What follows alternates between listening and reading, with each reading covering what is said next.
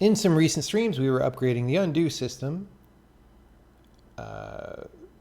just to make it a little more robust, fixing some bugs, restructuring it. And one of the things we were trying to do is get it to a place where we are today, where we're ready to switch it from doing memory comparisons to determine which entities have changed over to actually diffing the entities in a more smart per item way. And the reason we can't use memory comparisons is, for example, you might have two things with string slots, right? An entity with a string slot on it for like mesh name. And you have two entities with the same mesh name, but of course the strings were allocated separately, right? You could work around that specifically for strings, saying, oh, strings on entities are unique via a hash table or something, right? But that doesn't solve it for the general case, like arrays of values and stuff. So we want to be smarter about that. And we've written most of the code previously that we need in order to do that. So the problem is right now, when we start up the game and we're on some level with a bunch of stuff, every move now, probably the level records undo entries for most entities in the level, even though they didn't change, because most things have a string field or most things have something, right? So if I go, I don't remember where we left off. Let's not do this level. Let's do a dummy level that we can. This is a good level. Well, let's get rid of all the characters. So Bardstone test here. We're going to get rid of all the active things here. There's just going to be a bunch of stones on this level. And these stones are not moving, but I bet when I walk around, we're recording undo entries for all of these. And maybe some other things that you can't even see. Maybe even these floor tiles, right? So what I'm going to do as a temporary thing is every time we move, I'm just going to report how many undo entries were made. And then as we fix the undo system, we want to see that number go down. So what is it called? I never remember.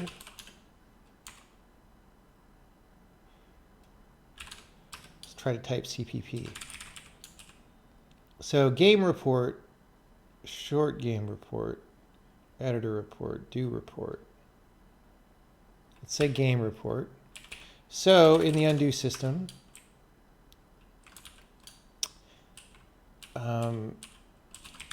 we do this pending actions, right?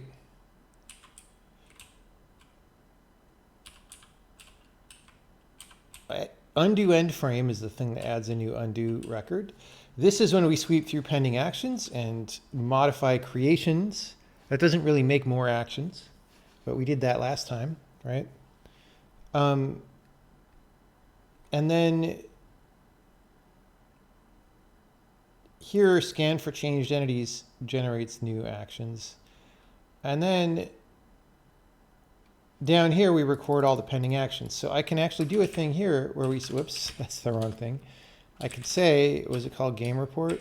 Game report tprint undo whatever actions pending actions dot count. Right? So now every time we move, maybe even the first frame, it'll tell us, wait, I got it. Let's start on the right level.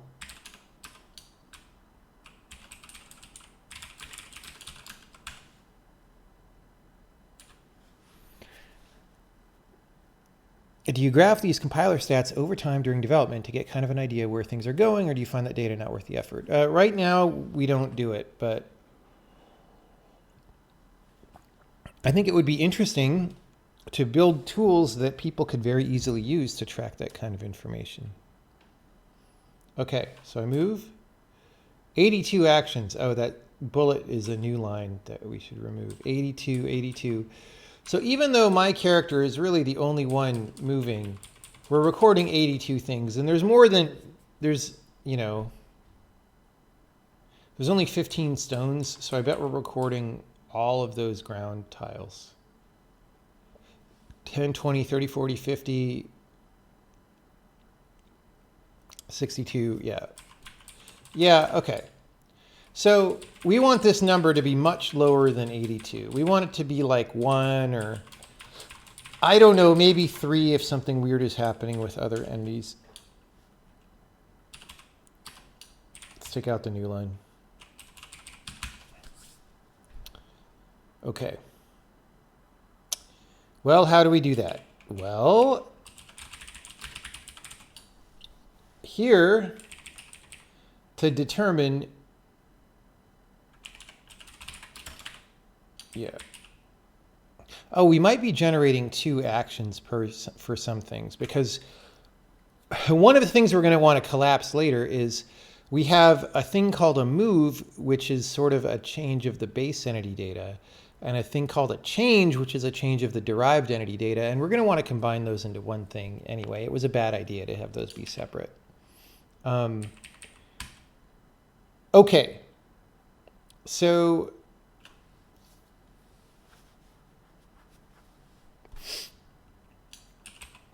this memcomp doesn't really do anything because it probably returns true like all the time. But just for now, we're gonna still do it as our early out, supposedly.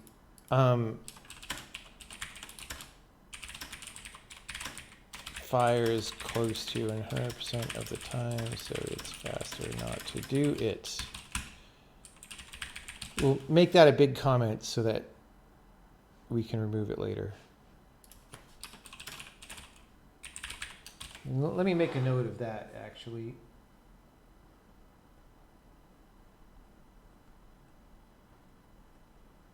Okay, but for now we're going to leave it there. So if our entities differ, well,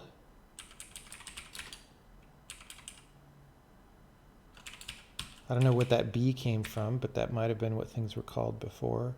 Let's check it. Entities differ. Where is that living? Is it in serialize? No. Is it in entities? Yes. So this is going to be a little bit weird because here we go through and we have all the code necessary to determine which slots are different. I'm thinking what we're actually going to want to do later, not yet, is actually have entities differ return the string that gets recorded, the diff. Like we might as well just generate the whole diff and return the empty string if there's no diff. Okay. So entities differ, old entity, include base, true, include derived, false. So eventually we're going to do base and derived in one place, but here we're just checking the base entities.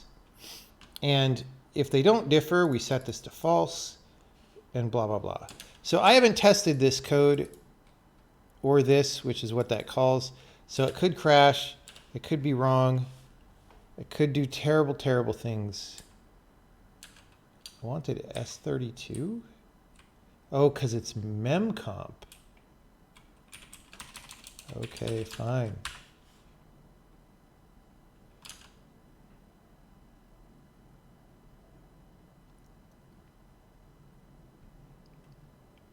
So weird. Okay. What's going to happen? 2 actions. 2. Look at that. And I can still undo. And I can redo. I need to make that fader fade out.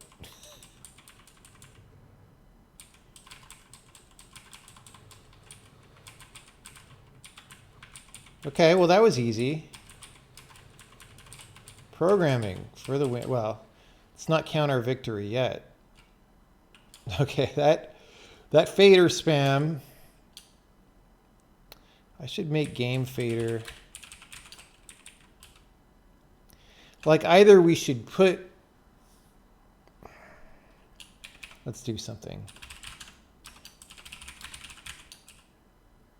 So game faders,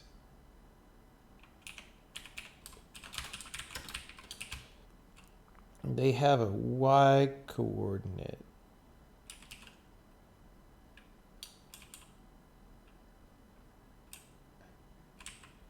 Where do we set that? Yeah, okay. So we're just going to move them up arbitrarily. So if we game report, we're going to say for every fader that already exists, it.y minus equals o.05. I don't know. Just move it up the screen a little bit. Oh, it's already a pointer. So we could like figure out how big the font is on the screen. We probably should do that. Okay. We're moving it down instead of up. All right. So dy is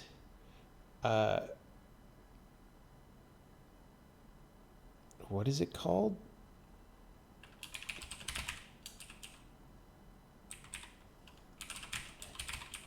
Fader.font.something divided by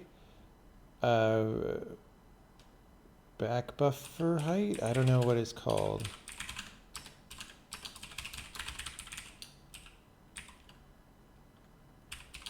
H is back buffer.height. If for some reason we're minimized or something, like if h is less than 1, h equals 1, that's fine. So now I've worked in so many code bases. Oh, frickin'. I forget. It's like line. Default line spacing. We saw that last stream. Default line spacing. Okay. Plus equals dy. So we're going to go up the screen. Of course, I don't know if 1.0 means the width of the screen, which is what I often do, or the height of the screen.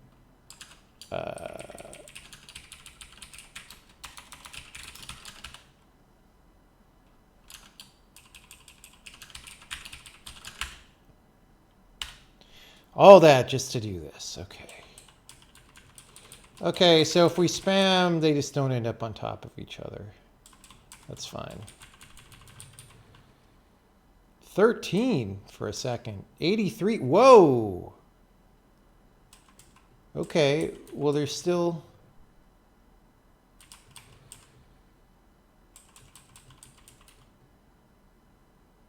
That's weird. Oh, because it's probably moves of the same object.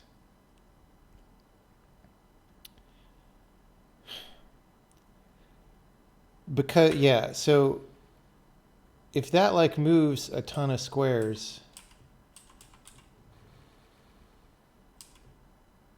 yeah, then we record all of them, which is probably fine in the short term, but in the long term,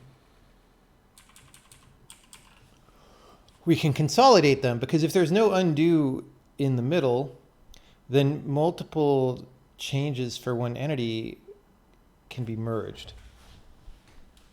If we store the data in such a way that it's mergeable, which by default we wouldn't.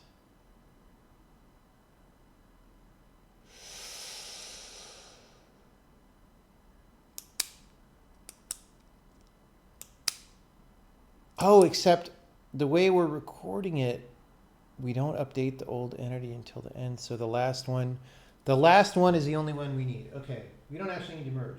I'll write it down. Merge, merge changes for skipping stones. But nevertheless, this is already a big improvement. But we have to test it. We have to test it. So you know what time it is.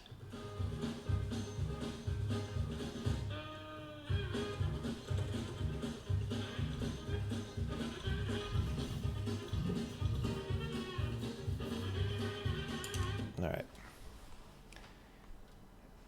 Any questions about what's going on?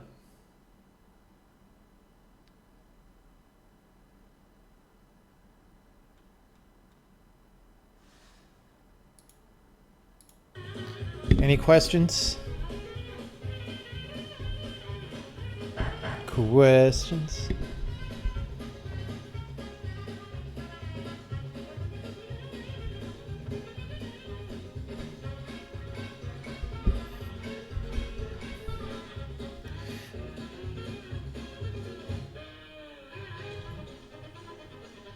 I guess the next step is to have that thing generate the diff.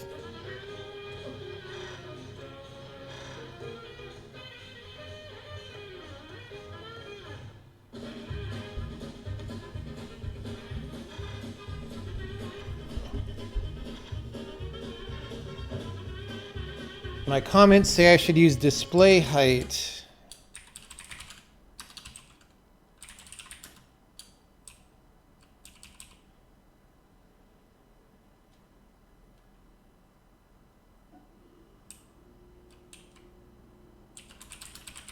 Where does it say that? Do you mean these? Well, I'm not using HDR buffer or whatever.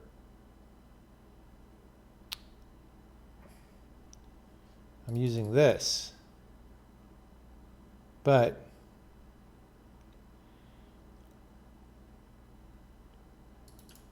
what does display width mean? Sometimes there's just too many width and heights. So these track each other, but so that we don't dereference,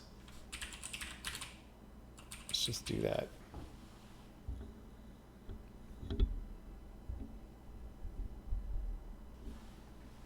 Let's figure out when we draw this,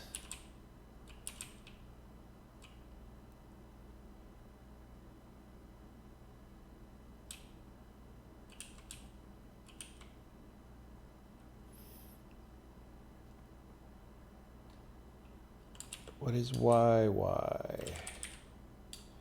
Back buffer.height. Okay, so yes, this is a percentage of the height. Let's change that to display height.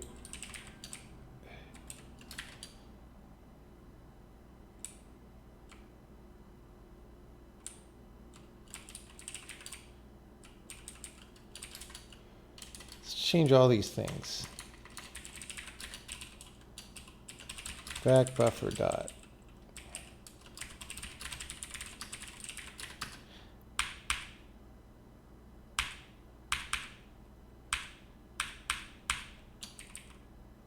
Sure, let's hope that didn't break anything.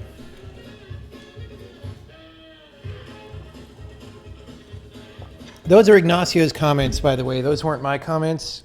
Ignacio changes the renderer sometimes because he's working on the material system and all that.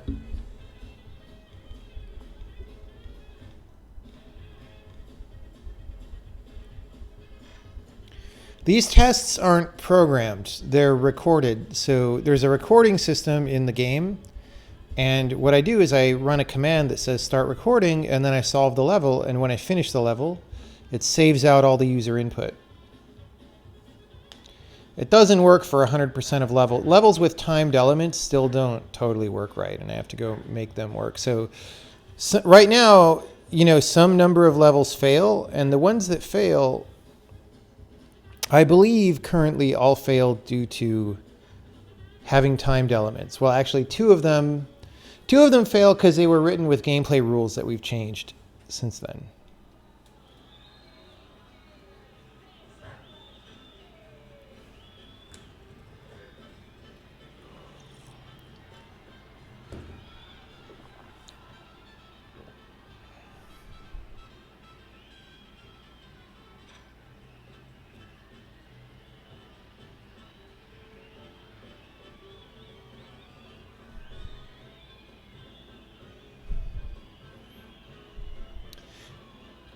Well, the number of undo actions seems reasonably low most of the time.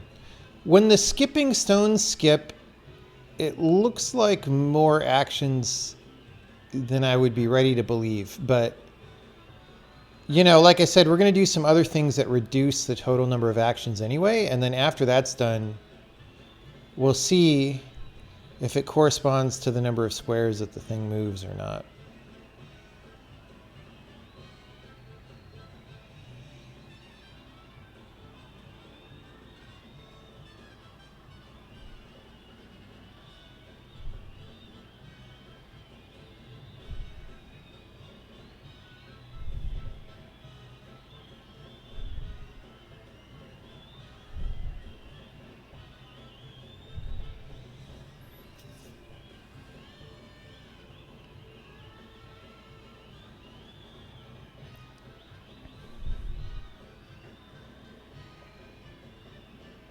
Yes, this is from the Gong Show. Come on. Come on. What kind of an outfit do you think I'm running here? How do you avoid, or at least try to avoid, the feeling in the player that a puzzle may be arbitrarily difficult for no particular reason? I mean, the feeling that you as a player can get and say, well, these puzzles can get really hard and I don't have any guarantee that I will learn something, which is a designer that made it really hard for no reason. Well, the way you do that is just by designing the puzzles well. So this one will fail because the rules are wrong.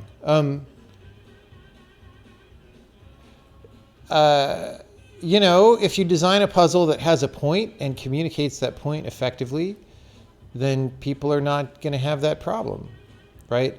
The reason you have that problem in games is because a lot of designers don't really know what they're doing when they make puzzles. Sorry to say.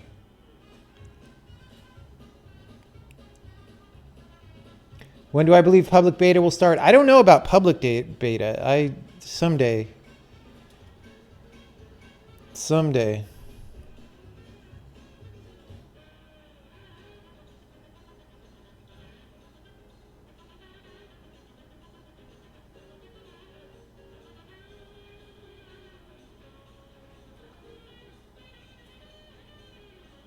All right. Oh, that's not done yet.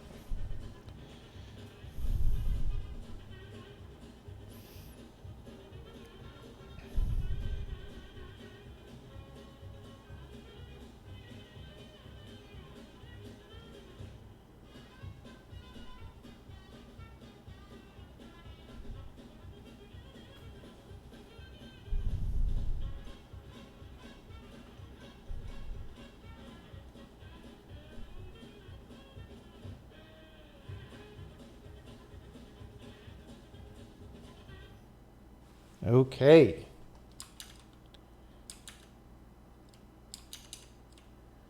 Yeah, so 9 levels failed, and they're all the ones that I would expect, and we didn't crash, and nothing bad happened. So that is a good modification. Reduction of undue spam.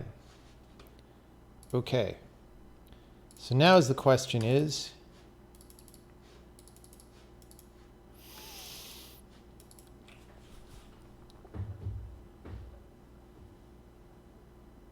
what do we do next? Like I was saying, I think I want to make this routine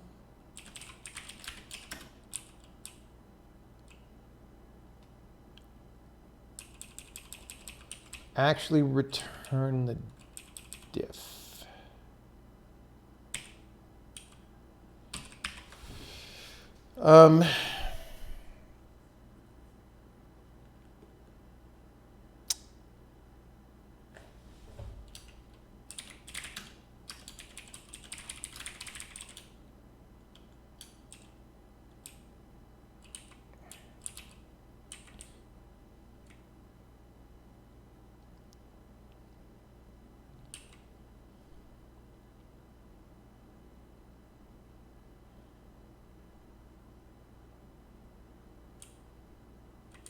Because we have this old diff entity thing that's diffing the derived data.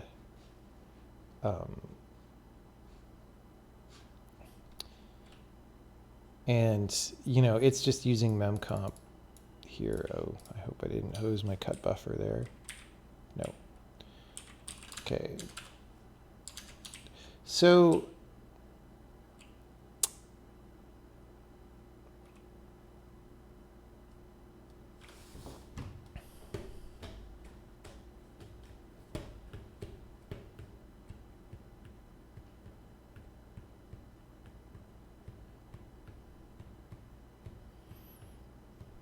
I think what I want to do is I want to replace this diff entity with a version of this that actually records the diffs.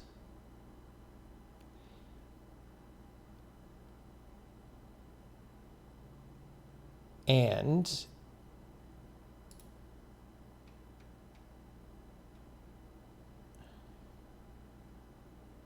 then we'll get rid of this code.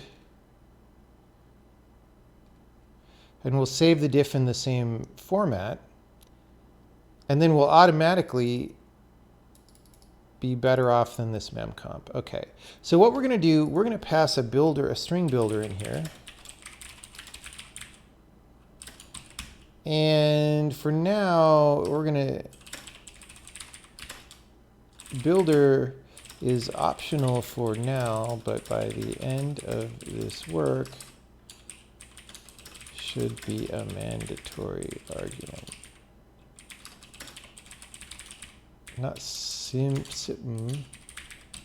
okay, let's make that even bigger. Okay.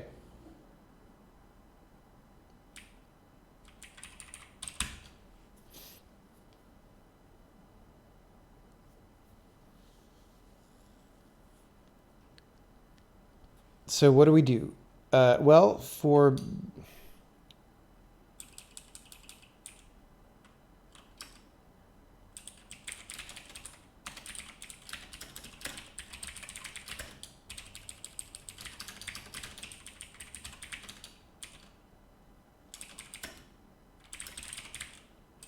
so we're only going to be using this for the derived data initially. So we're just going to put code down here and make sure it works.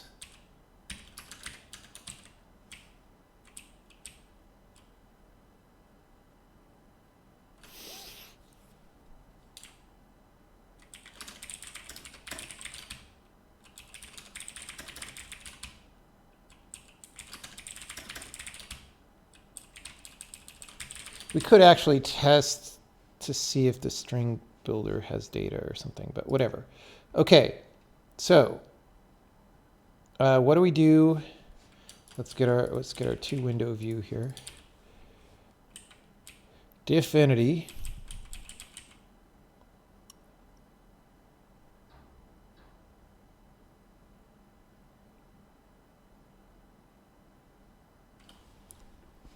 These tests are not exactly the same. I guess they are. Okay. So we say if slots differ AB item.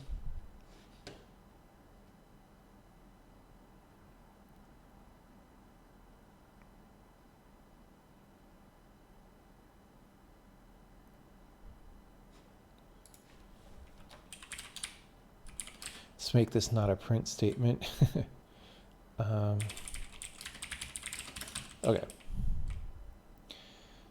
So we basically want this. And for now,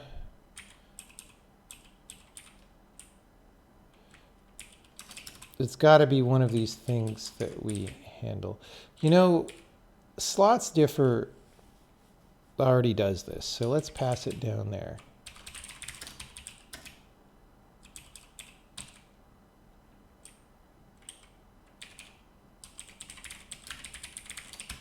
Right?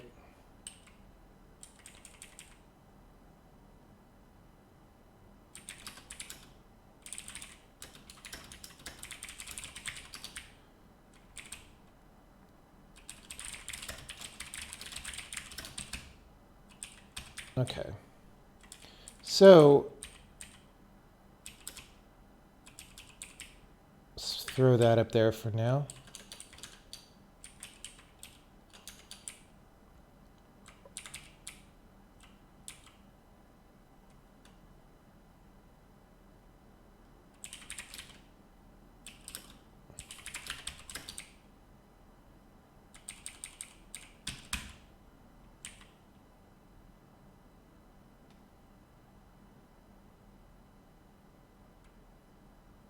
Okay, we're missing something. We need to write the index out. Right, so here, we need to put the index.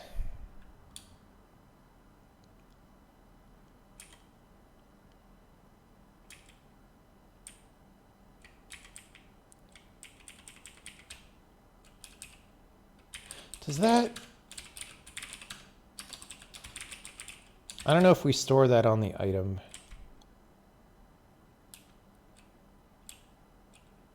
Nope. We'll pass it.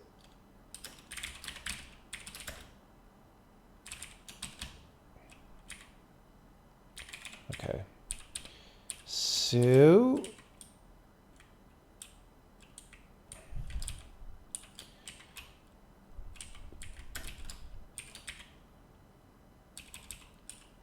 So if it differs, we need to put into the builder item index.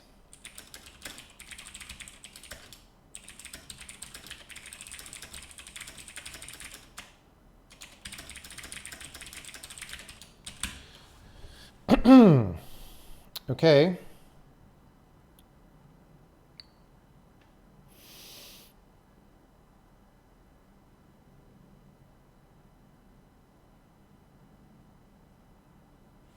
If it's a string, then if they're equal, return false. All right, return true.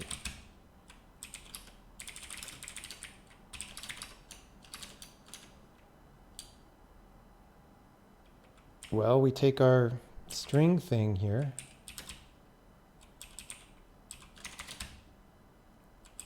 We put it there, but first we need to write the index.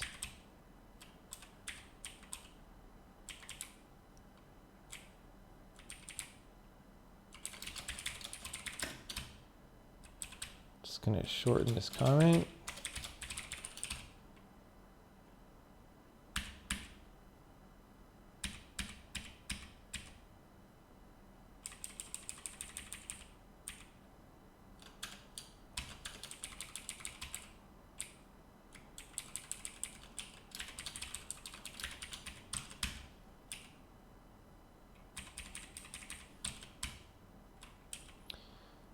Well, otherwise, oh, right, we need to go.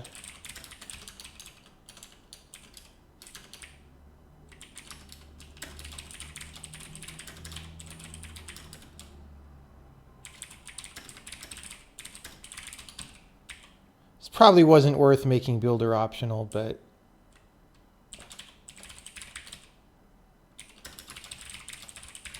whatever, we went down this course. Okay, if it's an array,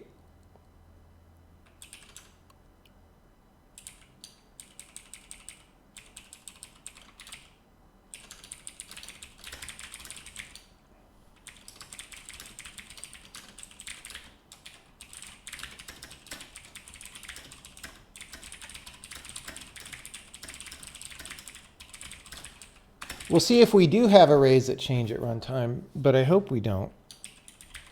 I think we just have arrays. Well,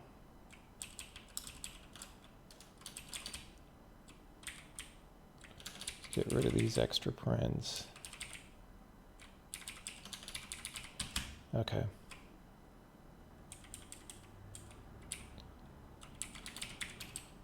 Okay, wait, if the... Okay, hold on. Hold on. We got to change this logic around. I almost just blindly messed it up. Okay, so what we have to do is say if it's equal to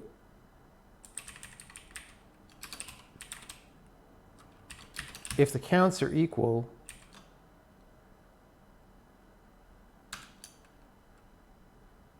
then we compare the data.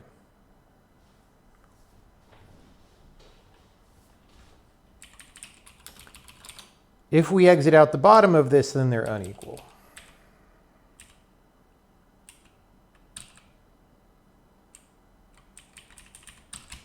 Okay. Something like that.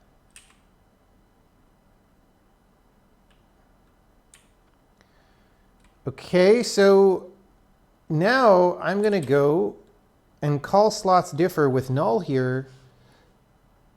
Or no, not call slots differ, call entities differ with this null, and nothing else should be different. And then we'll run a bit of a test, maybe not the whole test, and just make sure we're not totally whack. And then we'll try to actually use this. So we only call entities differ here once. And there we go. Okay. Item index, right? I forgot about that.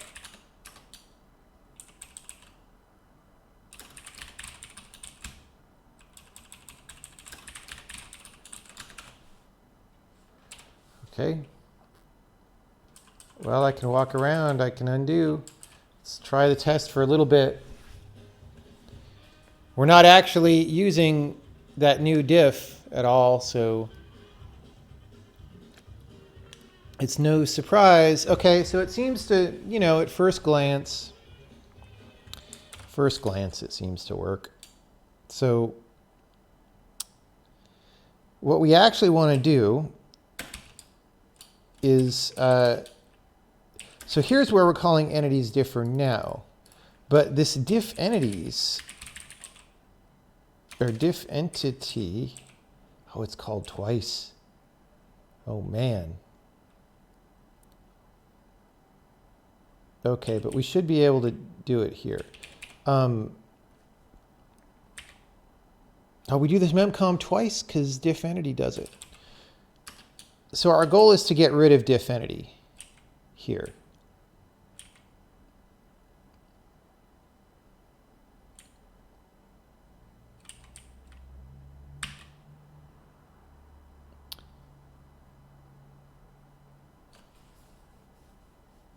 Maybe, oh yeah, okay, fine. Maybe this should have been a return string like it is, whatever. Okay, so we're going to say builder is a string builder.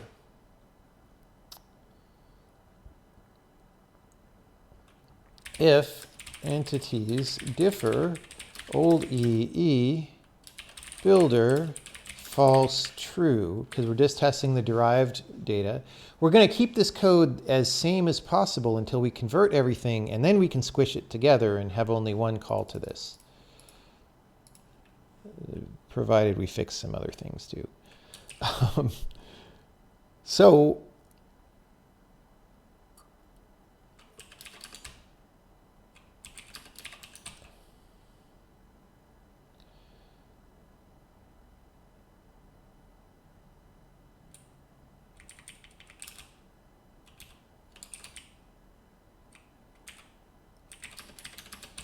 we make an action, it's a change, the entity ID, the entity type, sanity check. S is builder to string. Yeah. We put the derived data diff on the changed. We mem copy. No. Well, we eventually want to get rid of the mem copies because those are bad. Those will stomp string members and stuff. What we really want to do is apply the diff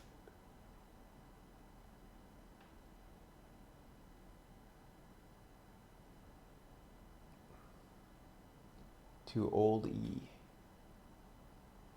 but not yet.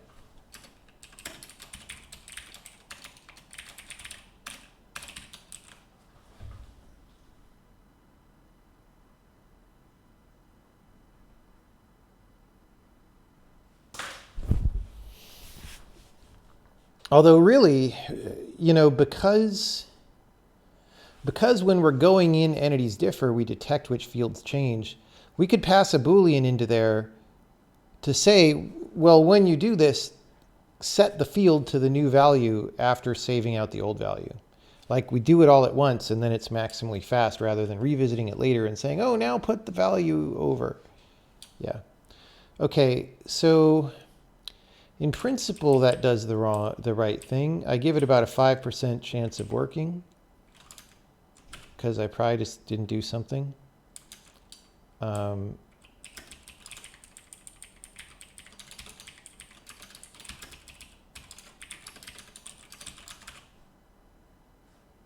size.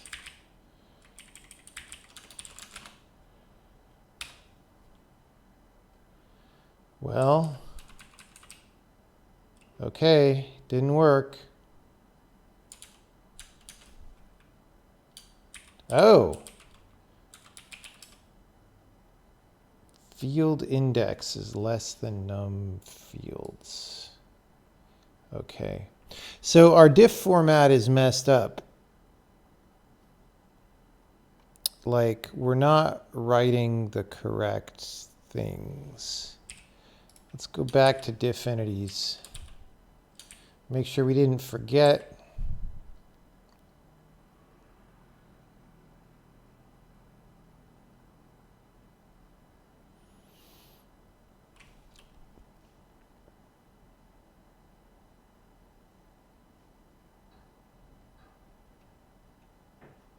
So we just put the index, and then we put the thing.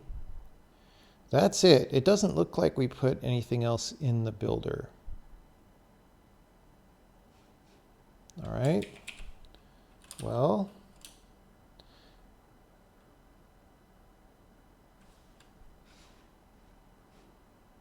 slots differ.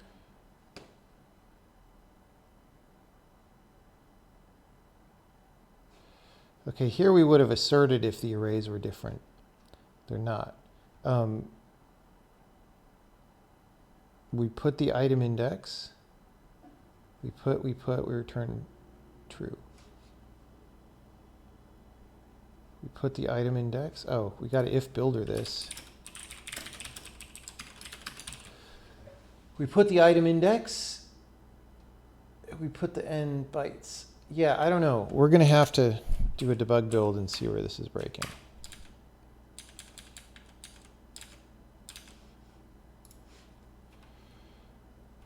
Let's remove all our breakpoints.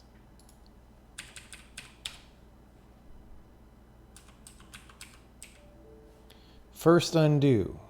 It dies. Okay. Call stack. Apply diff. S has 9 bytes left. Okay. Let's just, I think this is the first call to apply diff, right? So let's just start, right? So let's continue. Yeah, we assert. Okay. So we can just break in the first apply diff and just walk through it and see. Wait, what? I was confused by that. Hold on. I'm going to hit undo. There we go. Okay. So we get a field.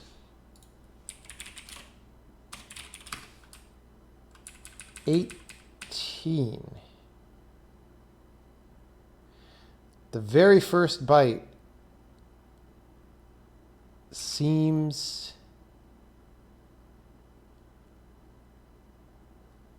oh, maybe entity guy has 18 things. Yeah. Okay, what's the metadata item? It is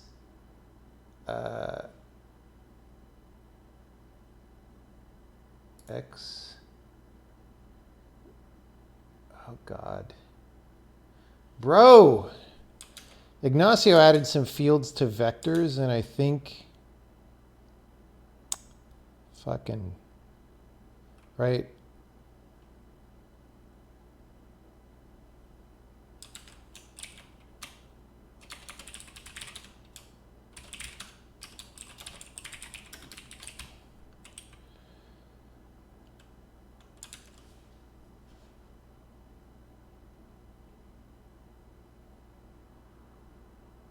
Oh, it's just X. I wish we had a plugin to print out strings better.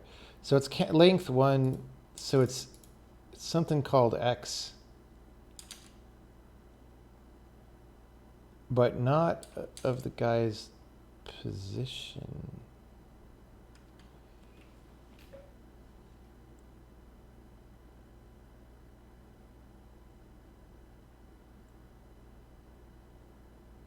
Well, it's 64 bytes into the guy. We could look that up later if we care.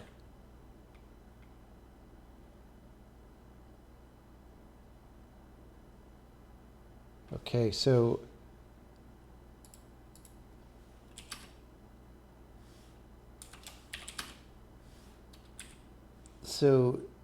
I assume, yeah, it's 4 bytes. So we apply one field and discard one field, we should get down to 16 bytes, right? Apply one field, discard one field. There we go. Field index is now 0. Okay, this is a problem. This is wrong because the field index should be monotonically increasing.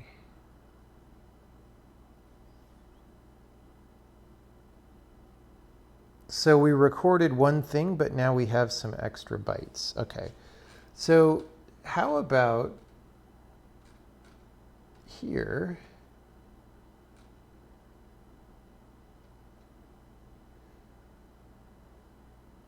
We'll break there.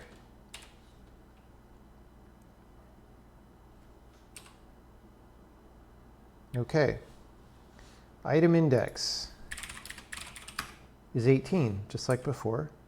Okay, so the builder should have 0 bytes in it. Current buffer occupied 0.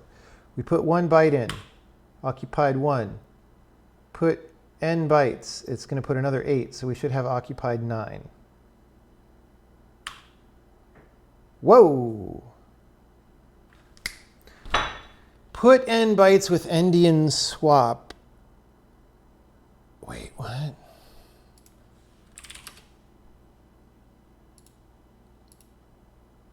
Runtime size 12.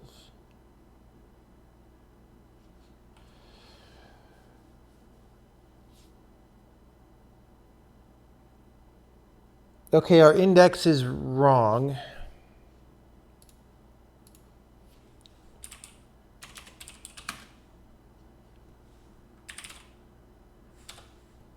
The item is, because our size is different during decoding. And yeah, this is called old position.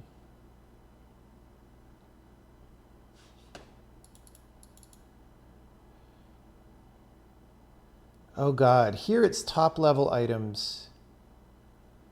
And in apply diff, it's leaf items.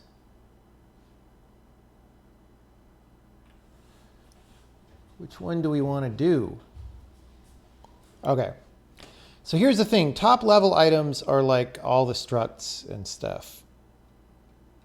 And here we iterate over leaf items because I was like, well, if you only change one coordinate,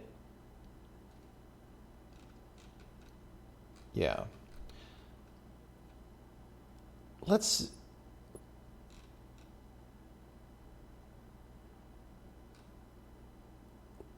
try making this leaf items.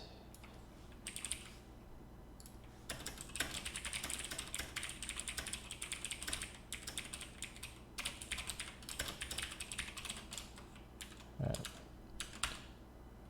See, that's just one of those errors that you make, or that I make. I don't know about you. Hey, look, I'm undoing. Okay, this is good.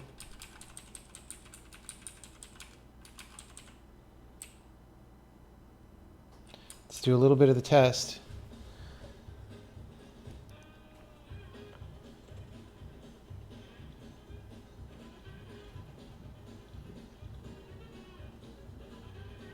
Seems like it's surviving. So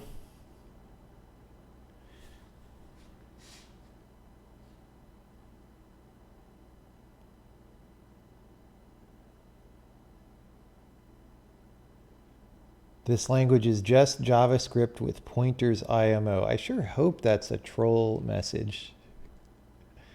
I sure hope. Any questions about what's going on right now? Is this the game I mentioned in my interview with Brian Moriarty at Worcester a few years ago? Probably not. I don't remember. You'd have to remind me of what I said about it. How accurate do you think the eye tracker is? Do you have any idea? It's definitely a little bit off.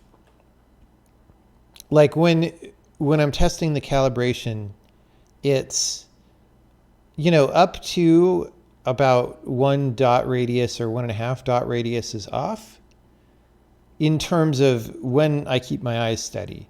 Now, people's eyes move around and stuff, right? And the tracker flickers around, and I'm never really sure when it flickers around if it's really my eyes moving or if there's noise in the tracking and it decides to put the cursor somewhere else. I suspect it's a mixture of both, honestly.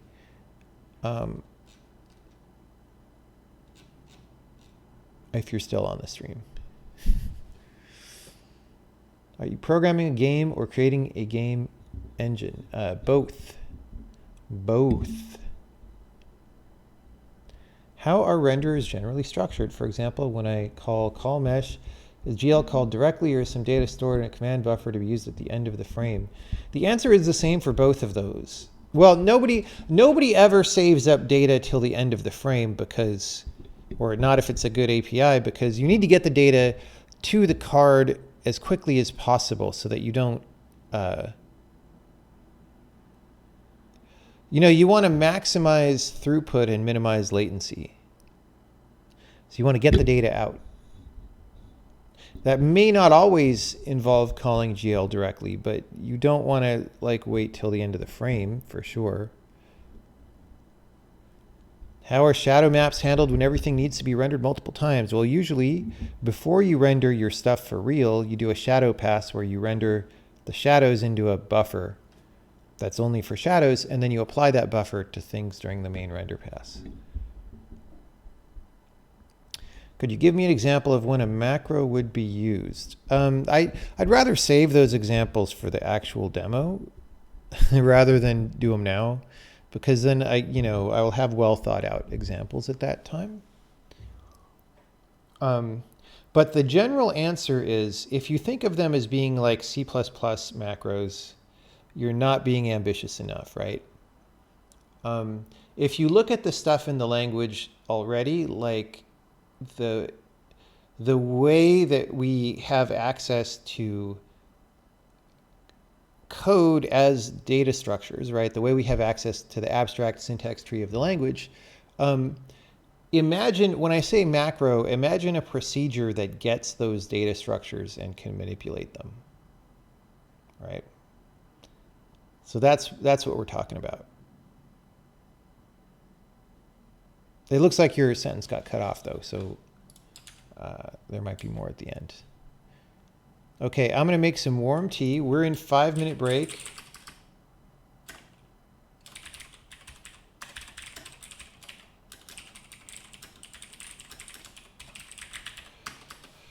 And when we come back, I'll try to get rid of that other diff entity. And then I'll try to get rid of the third diff entity, and then I'll try to get rid of other things too. It'll be great. All right.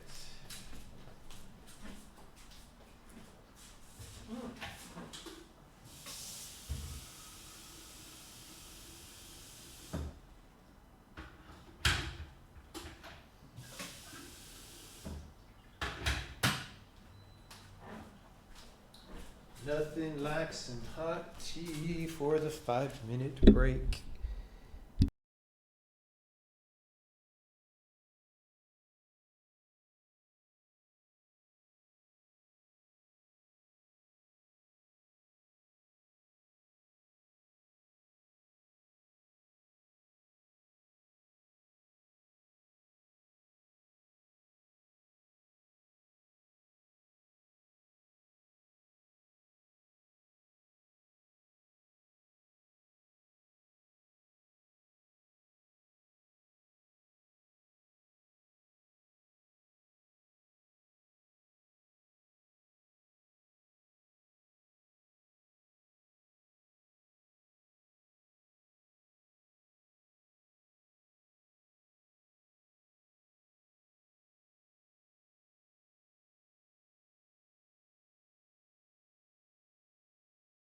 tea is going to be Bengal spice.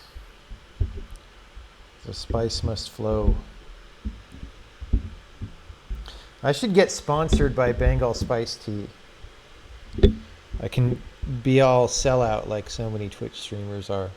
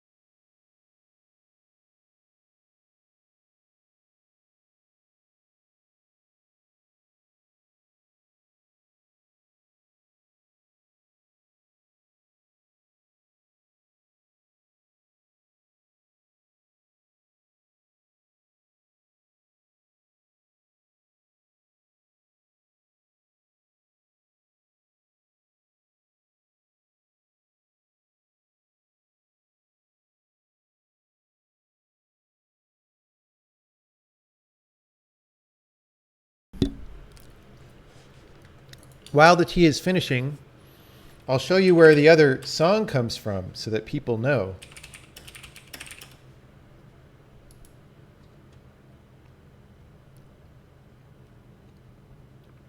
I'm not sure which one of these is the good clip. I think it's this one. Let's see.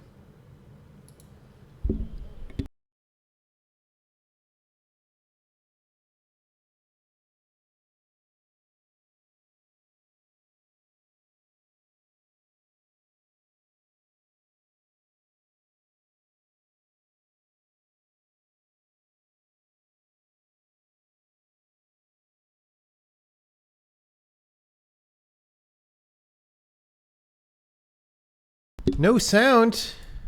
Why do we have no sound? Because we're on the wrong thing. Here we go. I have a little letter here. Gotta read this letter for it. It's from Huntley, Montana. Huntley, Montana. And it comes from Dan Parlish. And he says, I watch a show every day on a Billings, Montana station, and I love Gene the Dancing Machine. I just wish you'd give him another chance. So, all right, let's give him another chance. Lay it on now. Here comes Gene the Dancing Machine.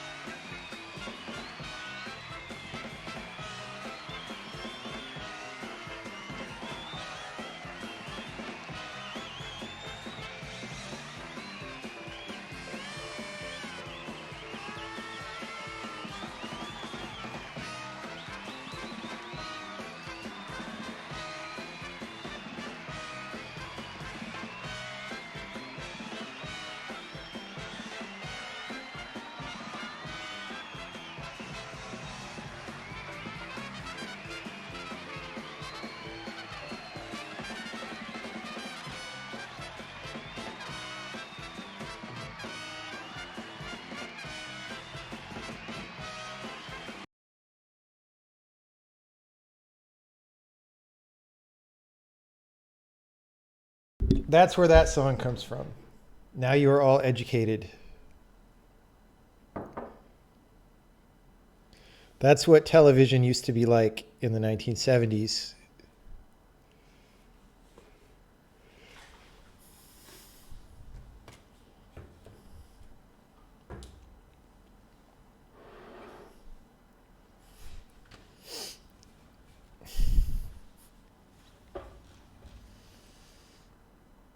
Okay. There was a question earlier that I didn't answer. Is the light mapper going to be part of the example Sokoban engine? Yes. Elon Musk is getting criticized heavily in the press right now. My thoughts? Most press about Elon Musk just makes me angry, so I don't read it anymore.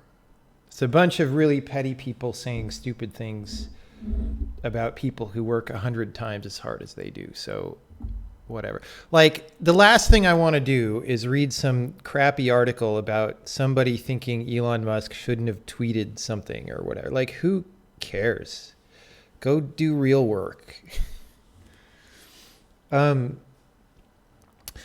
coding in C++, I tend to have some data structure and an initialization function for it. Sometimes that initialization involves allocation on the heap. And I was wondering if you have any methods for allowing the person calling that function to choose where to allocate to. Well, C++ doesn't really help you with that, so you just have to make the API allow people to specify the allocator, probably by passing it as an argument. Maybe at init time if you have a more heavyweight API.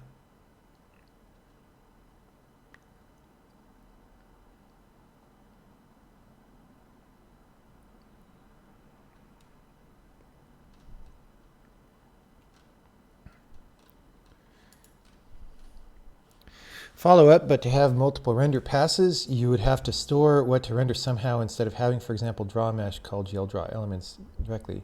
Well, you would call draw mesh more than once, usually, right? If draw mesh is like the API between your game and the rest of the world, your game probably calls draw mesh once during the shadow pass and once during the main pass, or something like that.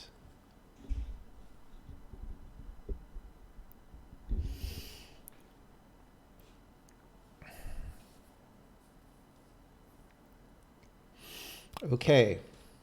Well, I guess we could get back to doing some work. I kind of could check in what we had there, but let's be risky and keep going before we check in. Okay. So we're trying to get rid of diff entity here because it is now redundant. And we call it now one time. This is gone, so let's get rid of that. Call it now here. Let's make sure that's the only other call in the entire program, but I can't imagine where else it gets called from, but sometimes I am surprised. Okay. That's obviously not the right answer.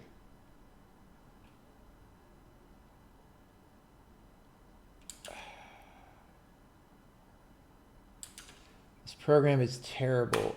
Does it not match parentheses? Like, what?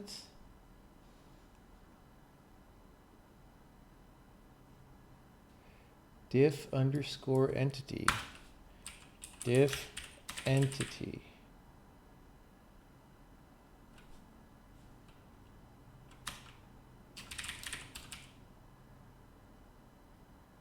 Well, this program just stopped working.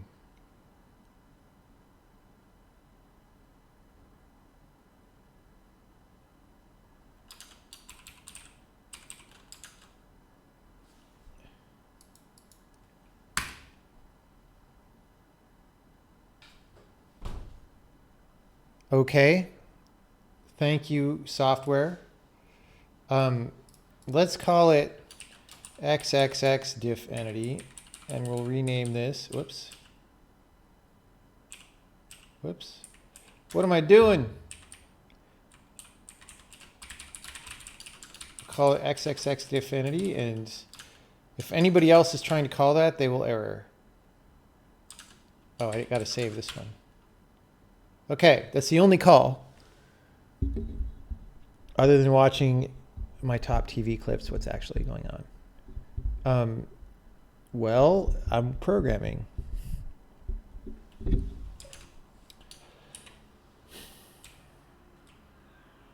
So the reason, to go back to the shadow question, the reason you don't want the backend API trying to remember your mesh data and stuff is, for example, the set of things that you render into the shadow map is going to be different than the set of things you render into the main scene. Because, you know, stuff from outside of the scene can cast shadows onto the scene, but you only want to render into the main view the things that are in the frustum, right? So you're generally actually rendering at least a somewhat different set of entities at both those times. So it's not like the backend can magically remember what you rendered the first time and then just re-render it. It's not how it works. Okay.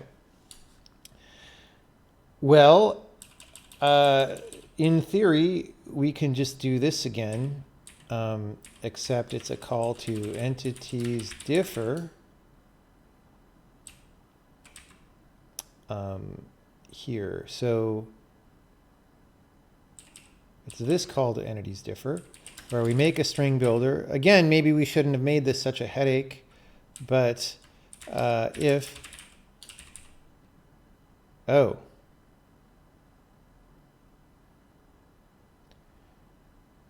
right, okay. We don't care about the return value of entities differ. We're always generating a string.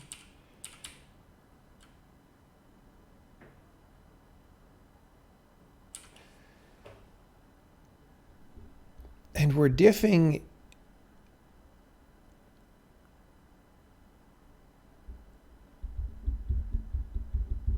it's so weird that we're putting the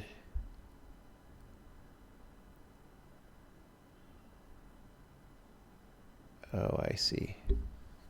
Yeah, default to E. So what fields in E are different from the default entity state?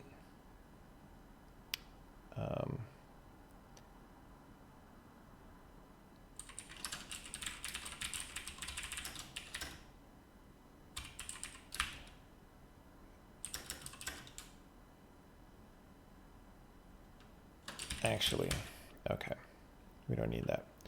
So we put that into the string builder, and then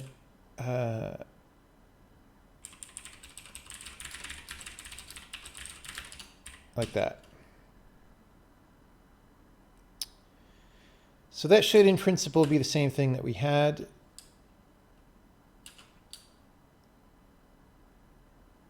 Oh boy. Right. This is a problem. It's a problem.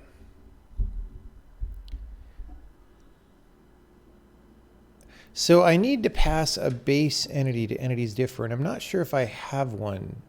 I'm not sure if the entity default states is just the derived pointers or not. I could hack it here. We'll see.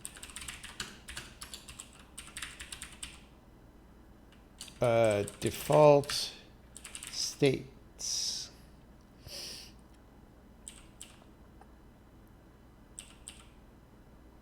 Make default entity. Okay, make default entity. Oh, we do make a base. Okay. No, it's there.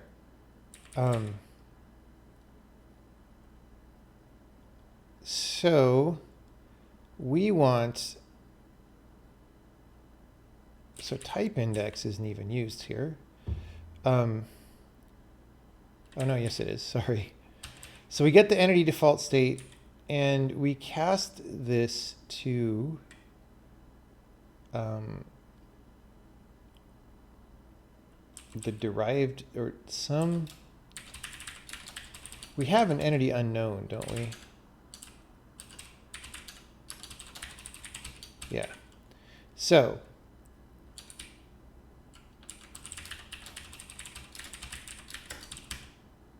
and then default.entity should be the base. Okay. See if that works. Of course, we have to undo a creation or destruction for that to matter. So that'll get destroyed, I think. That'll get destroyed, I think. Oh, you know, I didn't ever test the editor from this stuff either. So that's scary. Let's go somewhere where things definitely get destroyed.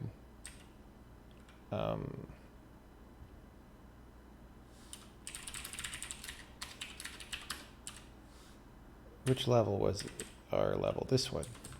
Here, we're definitely destroying and creating walls and crystals. Undo.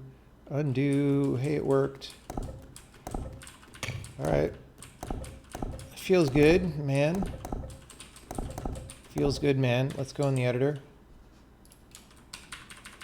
Undo.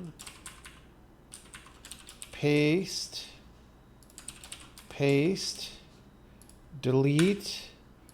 Delete. Paste. Paste. Paste. Undo, undo, undo, undo, undo.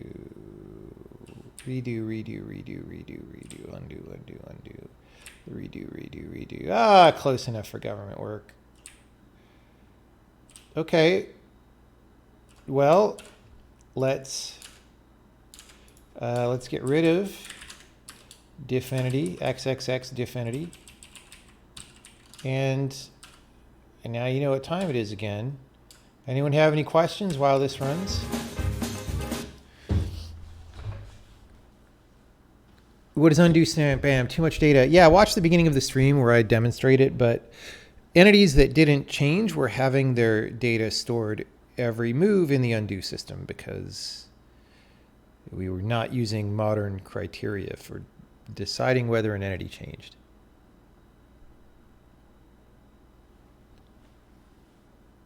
Those character meshes look really high poly. I don't know. They're not that high poly. I mean, what do you want, man? Interesting that the undo for the game is the same as the engine. Yes, it's one way to stay sane is to not have to maintain multiple systems. You feel like XX will become a meme on the language's release if it is not changed. Well, who cares? One poly.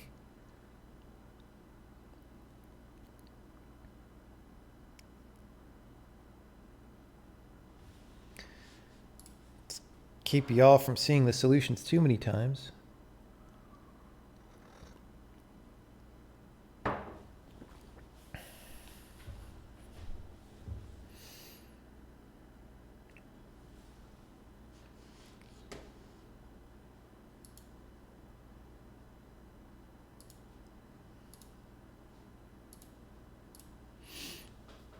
Any questions? Questions while we're waiting? It's going to take another few minutes for that test to run. Am I doing entity hot cold in this engine?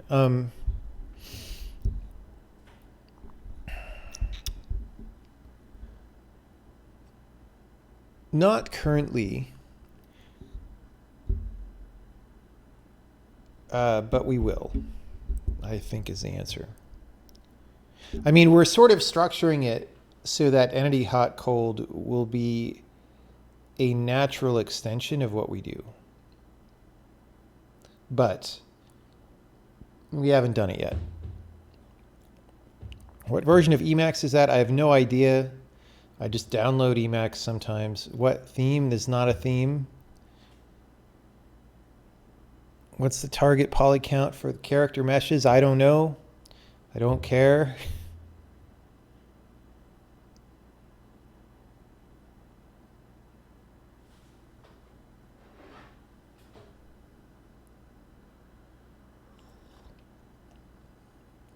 The thing about entity hot cold is, you know, something like using does most of the work for you, but you still sometimes need to do something about it. So for example, in this undo system, we need to be able to find the memory of a given member, and we don't kind of do it automatically by name the way, I mean, maybe there should be a language supported way to do that somehow, but there isn't.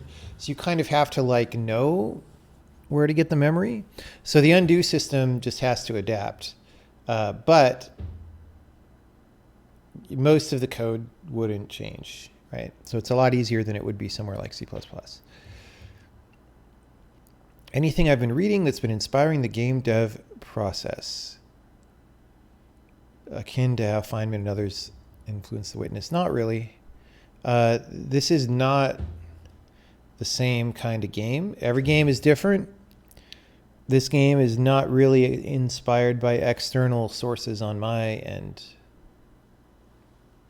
Could you do that with handles? You'd have to be more specific about what you're asking.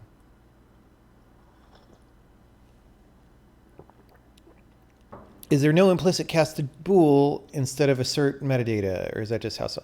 No, I actually like saying stuff like assert metadata, but we don't do implicit cast to bool right now. I think for things like assert, we might have, like we haven't added macros yet, and assert's probably going to be a macro, so it can compile to nothing, but maybe not. Maybe there's other ways to do that. But, once we do that, we'll see what else makes sense. And one thing that might make sense is just a compiler directive that says, okay, an implicit cast to bool here, for example, would be okay, even though implicit casts are not normally okay, right? And then you would be able to do that.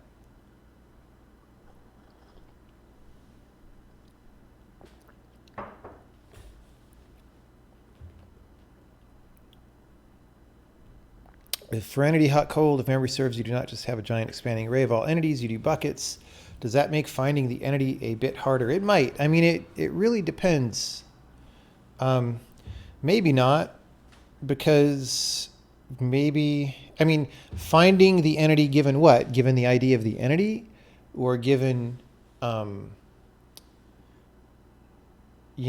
base, the cold part of the entity, maybe, or the hot part. Like, it all depends on where you're starting and where you're going.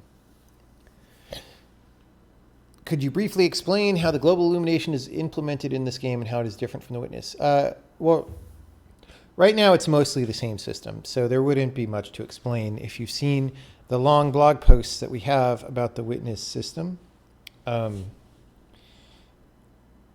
we'll probably make some substantial changes eventually, but for now it's a port of that system. What has been my experience with that embodied chair? I like embodied chairs. I had one in Seattle, and this is the same model, and I dig it, so it's good.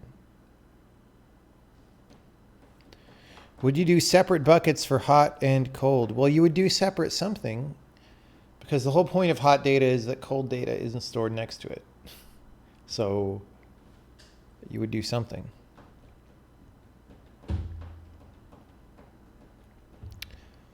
Perhaps the macro system would expand a certain metadata such that it compiles to an if statement anyway. That way there's no need for special directives. Well, you could, yeah, or you could modify the argument that if it's not of type bool, like that if it's a pointer type, add a not equal to null. It could do that. Thoughts on GPU voxelization for lighting? I am not that impressed by the voxelization techniques that I've seen. So there was like some NVIDIA demo that somebody implemented, and I was watching a video of it, and just the results that you get don't look correct.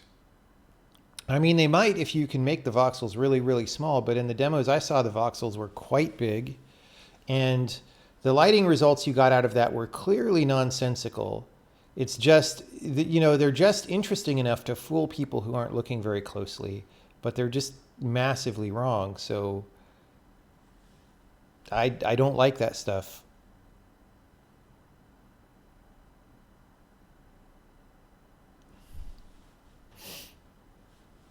I don't like that stuff. We're still going. Oh, but we're just about done. I think. Oh, maybe not.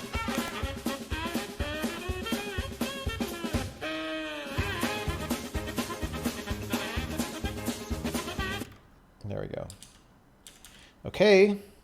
Still, the 9 that we expect to fail have failed, and everything else is good. So, all right, we're making good progress. Now,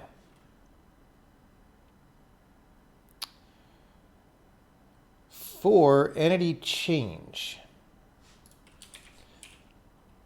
right? So we're calling entities differ.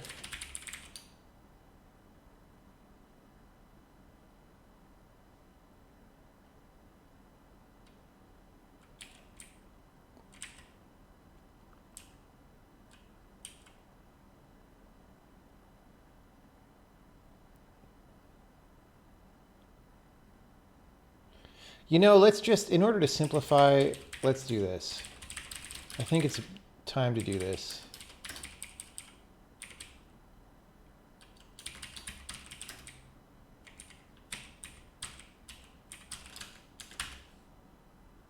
Let's try that.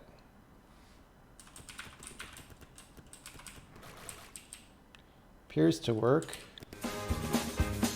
We're not going to run the whole test. We're just going to run it for a little bit.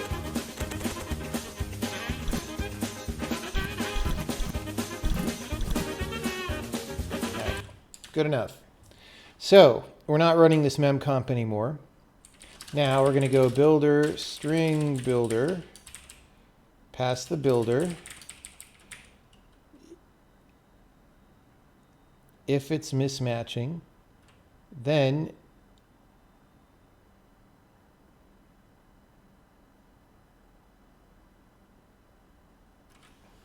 we do some stuff.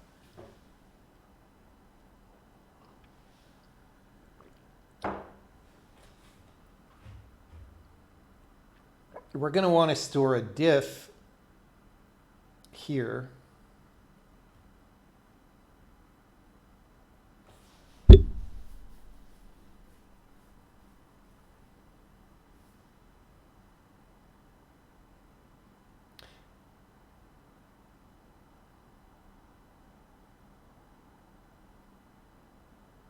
Of course, the problem is,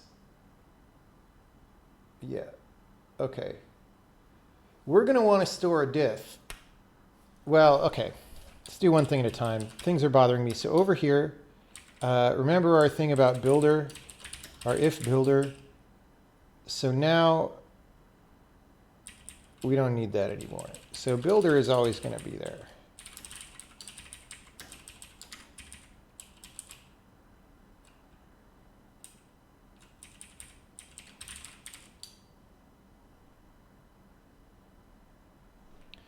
So if slots differ, oh, well, we don't, right. We originally were going to pack data here, but we don't now. So, yeah.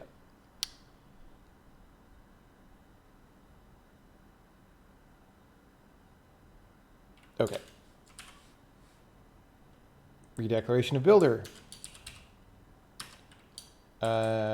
Base builder. Base builder. I am the base builder. Okay. Because we're eventually gonna get, so right now that we check the base data and then we check the derived data, and we're just trying to factor these so that we can just turn them into the same operation, right? Here we make a move, here we make a change. We want to get rid of move and just have change and so forth.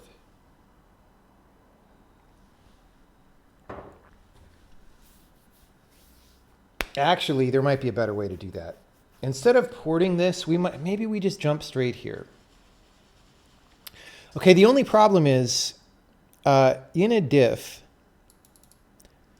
we don't save. So there's two different metadata lists, the base list and the derived list. And when we store the diff, we say item number 7 is different, but we don't say whether it's the base 7 or the derived 7.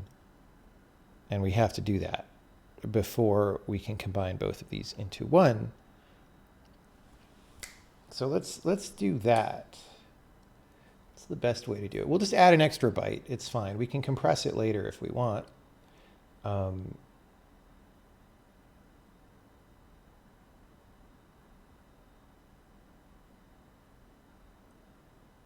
Yeah. Okay. So let's do that. So in slots differ, we're going to ask, in addition to item index, we're going to say list index. I don't know. We'll make these smaller just so we don't eat so much stack space or something.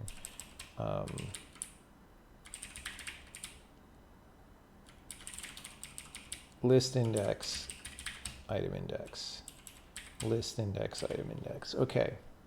So now when we call this, we need to pass list index base, and this is list index derived.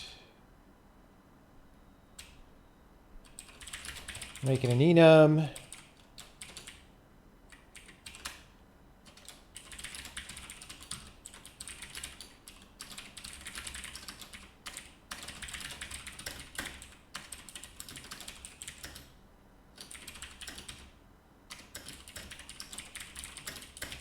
Okay.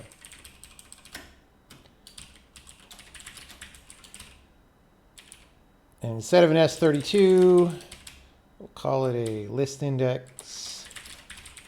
Strong typing for the win. Okay.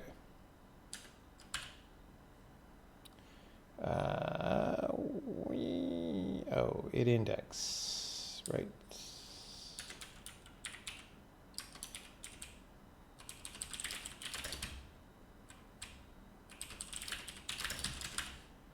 Okay, so now we add an extra byte, but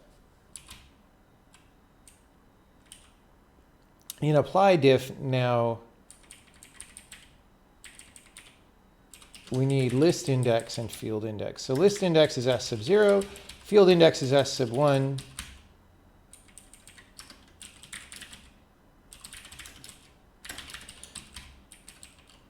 We need at least 3 bytes, 4 bytes. List index, field index, and at least a size 1 value with old and new values. Size 1 slot. All right. If we ever get here and have less than 4 bytes, that's a problem. Okay, so we get the list index, we get the field index. Okay, so if list index is the base, we do one thing, else assert that it's equal to derived, right? And we don't really need this assert because array bounds check gives it to us. So we're going to say item is metadata.leaf items or base entity metadata. Okay, so then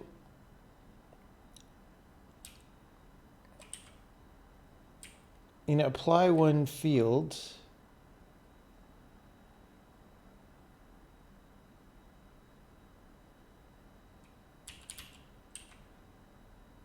okay, we can't do this. This assumes it's derived, right? So we actually need to call metadata slot. Yep. So dest is metadata slot e item. That's it. So metadata slot is a routine that just says, okay, if it's a base item, we get it from the base pointer, and if it's a derived item, we get it from the derived value. That's all. That's all.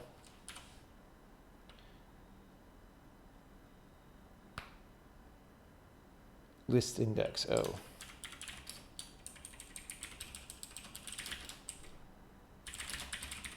Cast that to an enum. Okay.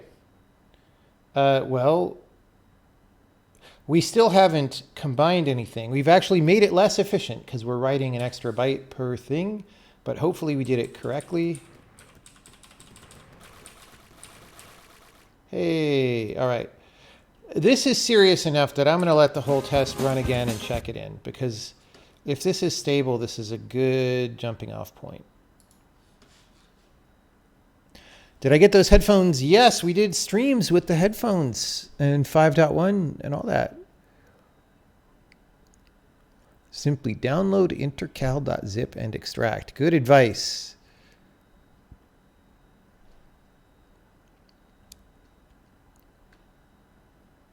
Feelings on parallel arrays for stuff like hot, cold. It's fine. Yeah, I mean, however you want to store stuff.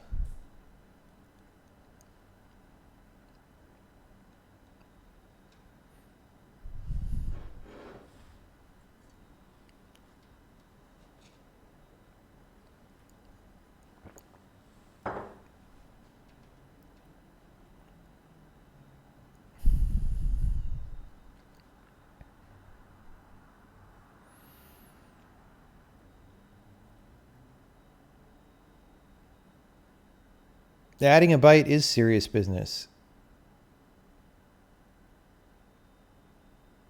Is it not possible to make the test run faster? It might be possible.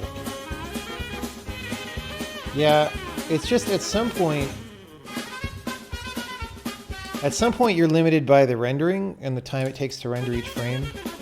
Like, we're suspiciously at 60 FPS, which means we're probably V-synced, which means if I turned off VSync, maybe the tests would go faster.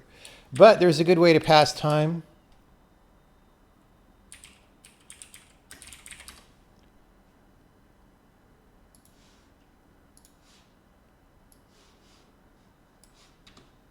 While we're on the subject of songs.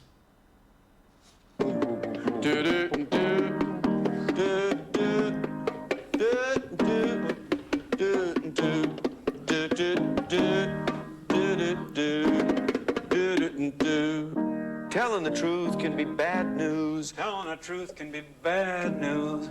Telling the truth can be telling the truth can be good news.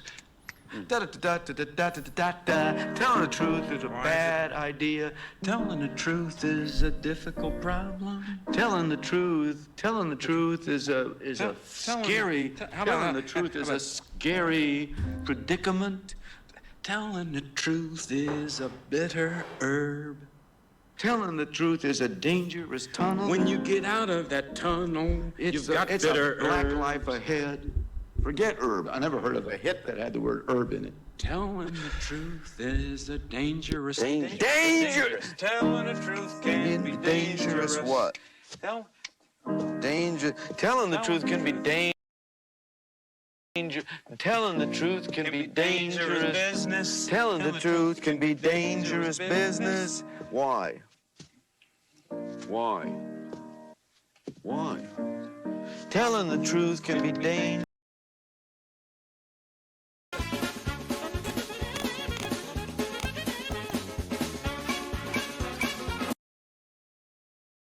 Business, because if yourself, because you if don't you know why.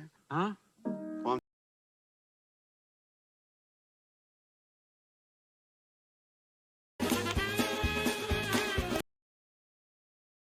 just giving you what the idea is. Telling the truth can be dangerous business. If you don't know yourself, then you don't know why. Oh, is that brilliant? Truth is a dangerous. Why? Why? Telling the truth can be dangerous business. Because if yourself, because you if don't you know why. Huh?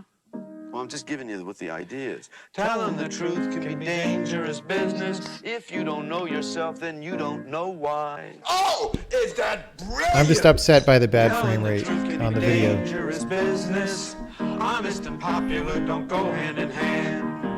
If you admit that you can play the accordion, no one will hire you in a rock and roll band.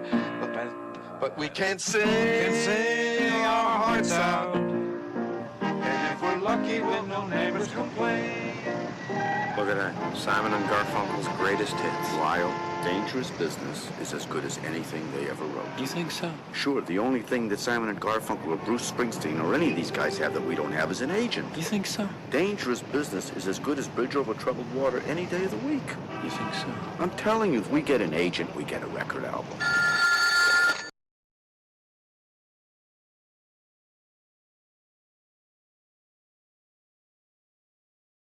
I don't know what happened to that video. Very sad. I'll have to record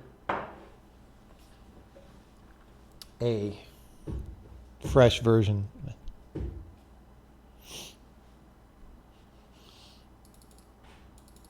Okay. I should add that to the song rotation in the test because we finished the Gong Show song.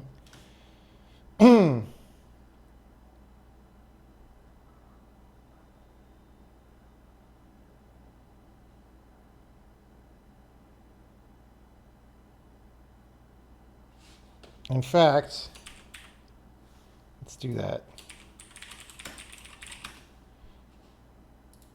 We got to be serious about our song rotation.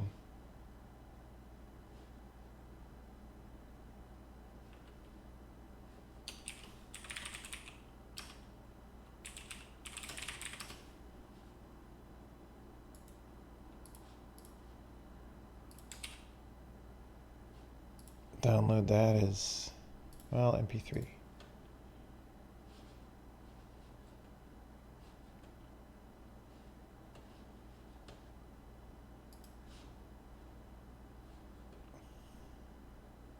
Of course, the problem is every time I add a song,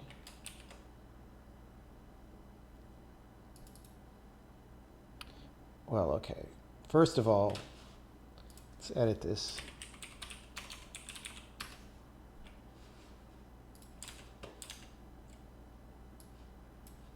To take off the dialogue at the end. Anything they ever wrote. But we can't sing our hearts out. And if we're lucky, we'll no neighbors complain.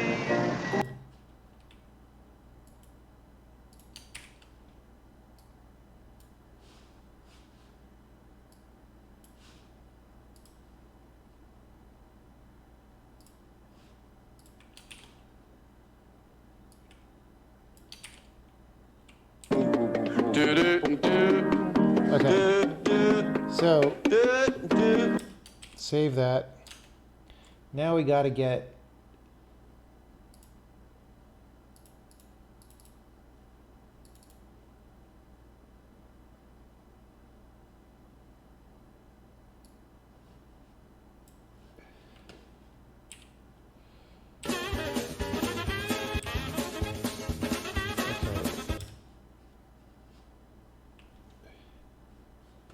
how do I scroll along the timeline? Is that only yakety sax?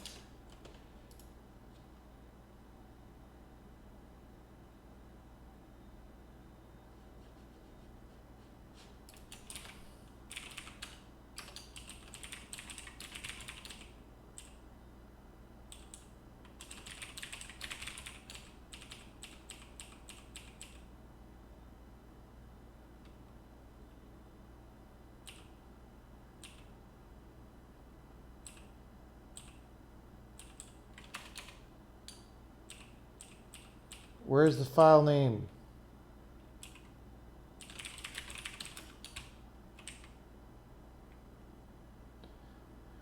My search program stopped working. Let's exit it. Try again.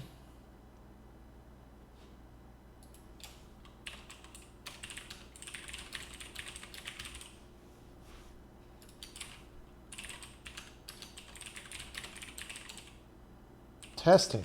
No wonder I didn't notice it. Okay. So this one I just keep recompressing, so it's going to get crappier and crappier over time. All right. So this has yakety sax and then gong show. And then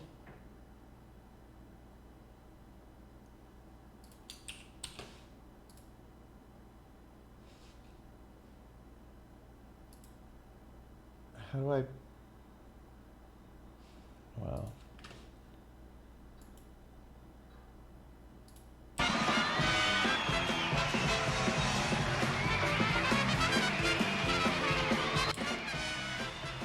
Okay, so we'll go there. Edit. I hope you guys are entertained that I'm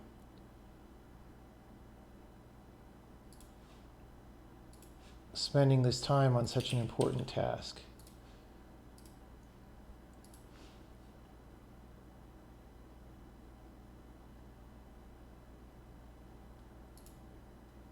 All right. See how that worked. We might have a volume differential here.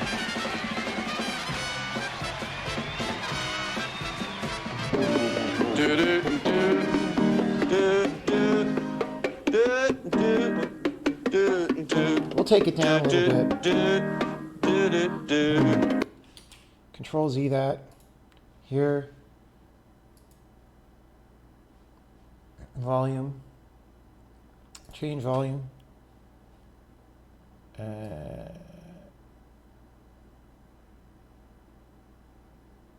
72%.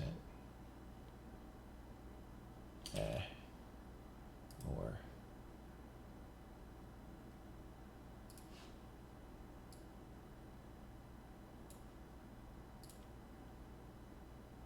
Okay. Because it's pretty harsh. There's all this clipping and stuff in it. So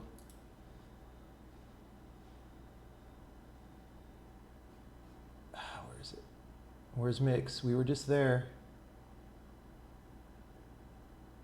Edit. Let me recopy.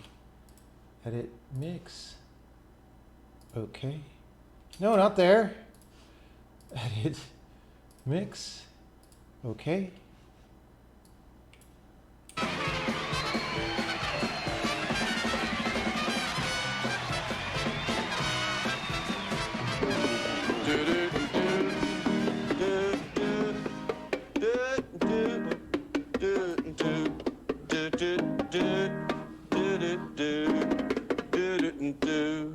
Telling the truth can be bad. All right.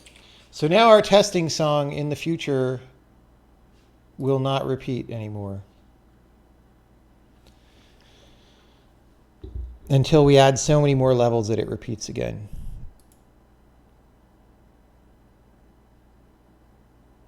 What are some of my favorite movies? Excalibur, The Fountain, Mulholland Drive is my absolute favorite movie. Upstream Color is a good movie. I don't know. Some other good movies. Depends on what the metric is. Add the original song meant for the challenge. Maybe. Yeah, maybe. We could play that during the next break.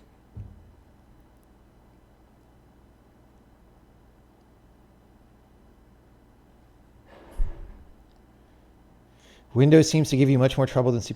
You've made a new language, you get away from C++. But making a new OS wouldn't let you get away from Windows, would it? Not really, because you have to ship on Windows. But if I could work on a better OS, I would enjoy that. And then just port at the end. That's something I would consider. It's just, you know, I've got so much stuff on my plate that making a new OS, I just can't do it right now. Maybe much later. Maybe much later. Okay. This is a very important thing that we have done here.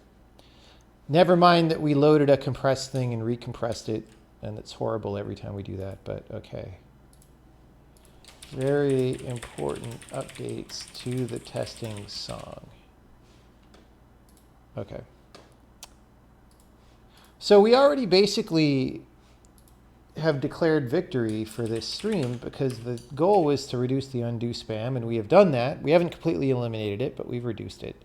So now I'm just trying to simplify the situation, right? So now, oh, did I save this? I haven't saved the source change, did I? Nope. prepping for diff simplification.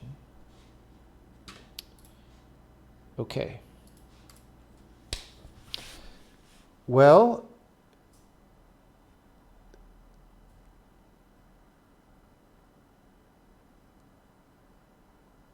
here's what I'm going to do.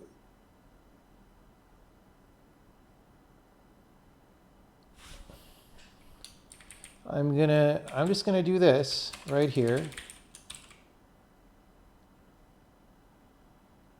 Let's just see if this works. This should automatically work. So this says, hey, check the base items and the derived items. And never mind that we already recorded the base items. Let's just record them again, right?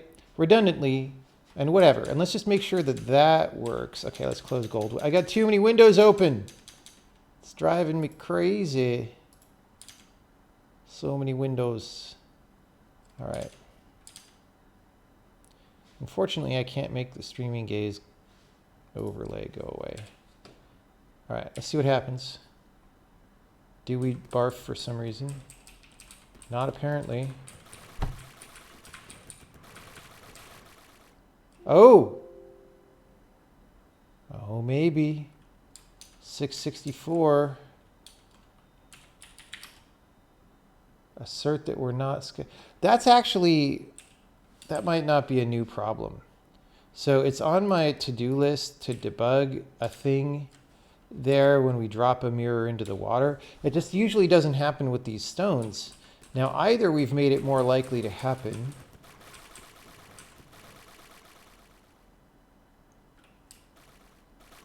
I think it's just a freak accident that it happens with the stones sometimes.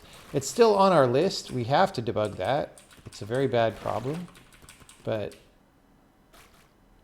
I think it happens like if I undo while a stone is being destroyed. Yeah. All right, let's just do this real fast again. We're not going to run the whole thing. We're not going to run far enough to get to our new song. Just enough to convince us that it's not totally busted. Okay. Now. So my current goal is to make change, do the base entity items as well, and then we can just get rid of move completely and delete all this code related to move.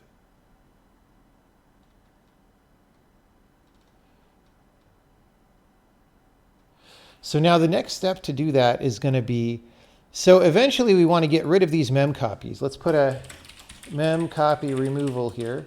But until we do mem copy removal, we have to, if this is going to handle both the base and the derived, then we need to make this do the mem copy of the base.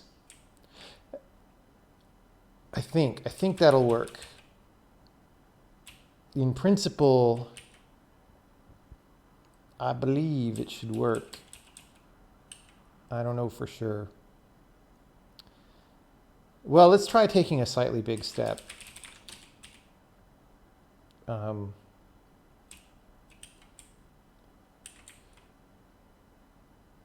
Okay.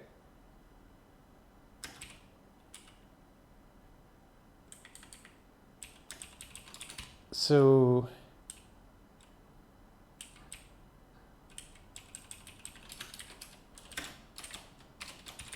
I'm also going to file this under mem copy removal, even though it's not exactly a mem copy. But yeah.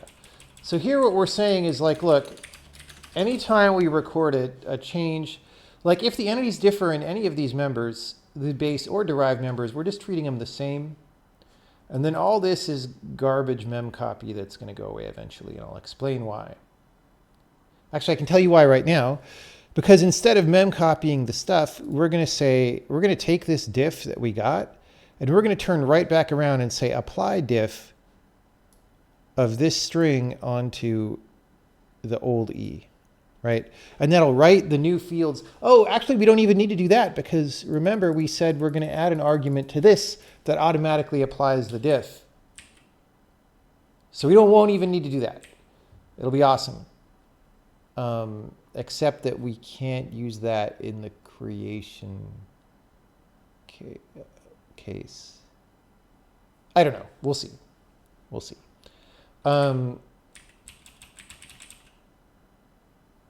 Okay, so now that I've done that, I'm just going to get rid of this.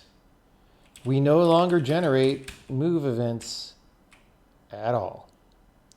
So I'm going to put on the list, remove, move. Okay, so now here, when we do a change, we need to do this. But now also when we apply a change, we need to do the corresponding mem copies. Here.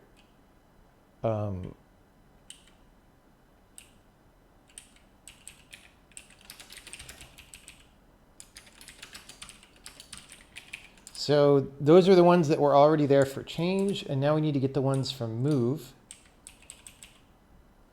And we're going to say assert false here, because this code should never happen because we don't generate moves anymore. Hopefully nobody turned on the save game code that saves things to save games. Okay, so here,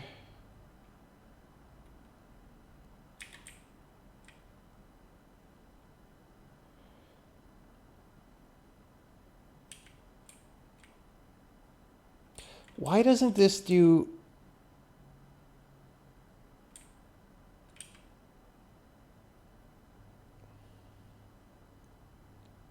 Okay, apply diff does all the fields in the right way. Yeah. Oh, look, we do... I see.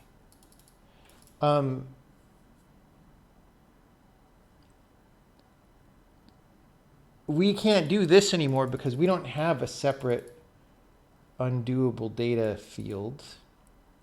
But that's fine. We do this. Whoop, whoop.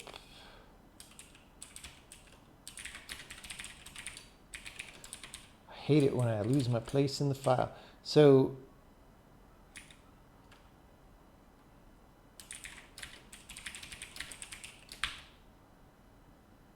we're just trying to get...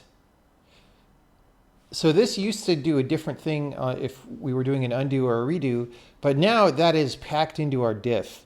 And so this controls which way the data goes. And here we just need to update the old ease undoable data with ease undoable data. So e.undoable data, old e.undoable data. I think that's right. And I'm going to put another memcopy removal just to make clear that these are two different steps. And maybe that'll work. I don't frickin' know. Undeclared identifier M, line 217. Oh, did I just pasted this from before. We don't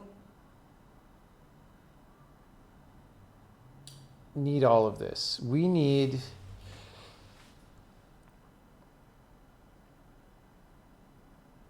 We need to copy just we need just this one. These were storing this so that we could use them here, but we don't use them here. So we just need this one. The thing that puts us into the backing store. All right. What's the probability of that working? I don't know. Oh, 0. Assert failed 5. Does somebody else generate a move?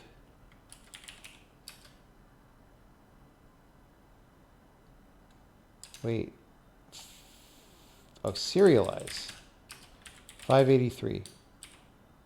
Why is there a Y in here? List index is list index drive. Okay, our data is desyncing somehow. That's weird because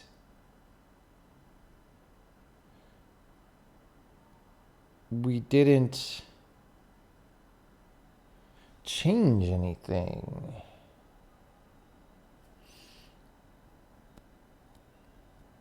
It's a little disturbing.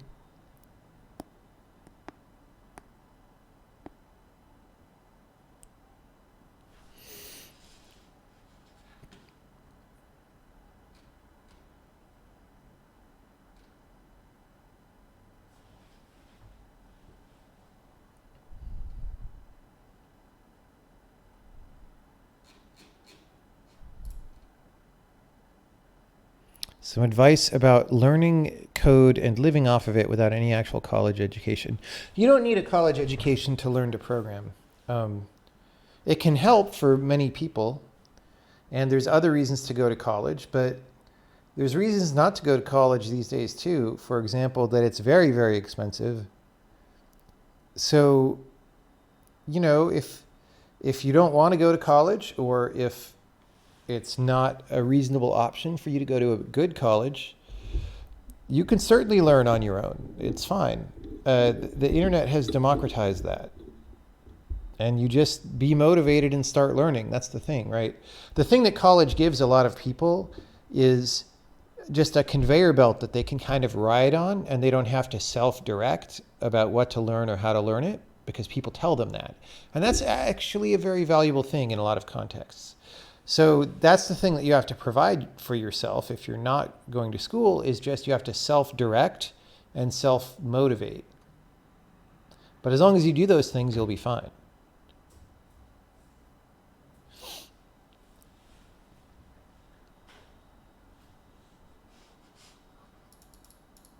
Okay, I'm not sure how this really happened here, because we didn't change nothing. Let's build a debug build and just take a look.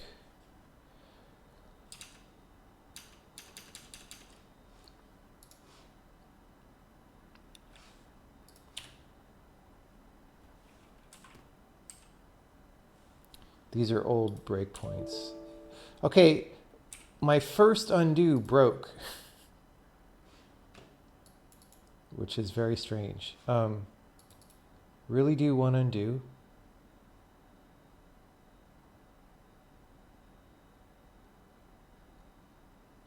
Or applying a diff.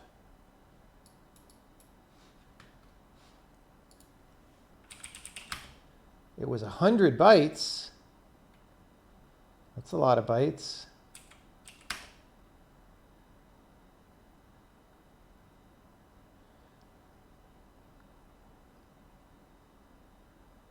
Okay, maybe, okay. Oh.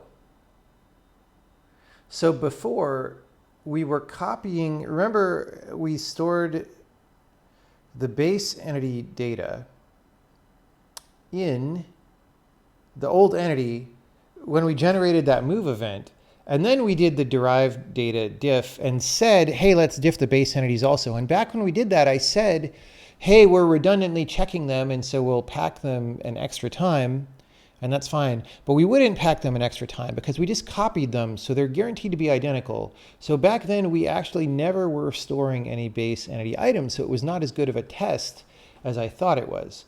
Now what's happening is, you know, I think I just made a mistake. Like, we in slots differ, we don't do the right thing or something. Oh, we're top level items here. Remember when I changed this to leaf items? I didn't change this to leaf items. And I was thinking about it at the time, but I wanted to my subconscious wanted to procrastinate on that for some reason. Okay, so there we were top level items again. But when you get down here, we're leaf items both times. So I bet that's the problem. It might not be the only problem, but can I do one undo? Yes. Okay, that's already an improvement. Okay. Uh-oh. That's bad news. Why can't I push that rock? Its visual position does not match its physical position. The reason is, okay, so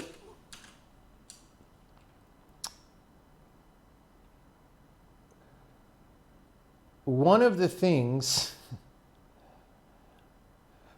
so in this game you have a different visual position from a physical position because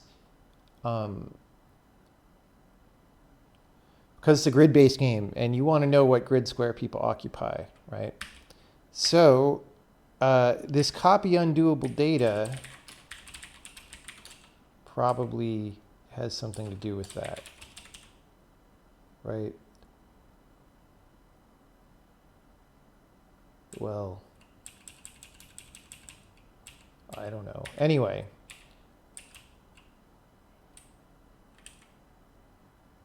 After we do all this stuff, because we changed when this happens, let's search for visual position. Oh, yeah, okay. We used to set the visual position at the end of move, right? And in fact, we used to update the physical position and call move entity and all this stuff. So let's do all that down here.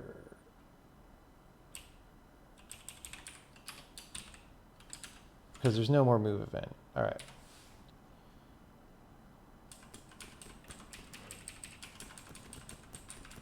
Oh, it's still not in the right place.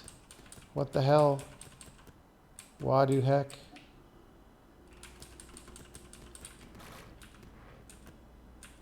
What the hell?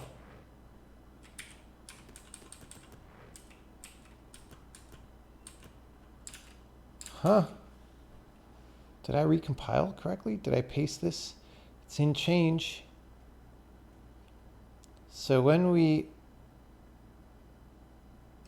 whatever the position ends up in, we update the physical position, we set the visual position, we reset the visual interpolation. Okay, let's look here for anything else. Let's do this. Oh, we already have that assert here. Remove. Oh, we got to remove from grid before we apply the diff, because the entity's old proximity grid entry will still be there otherwise.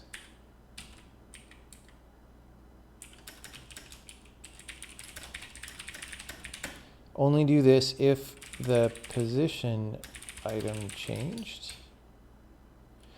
Right? Because if the position didn't change, if it's only other properties, we don't necessarily need to redo the proximity grid.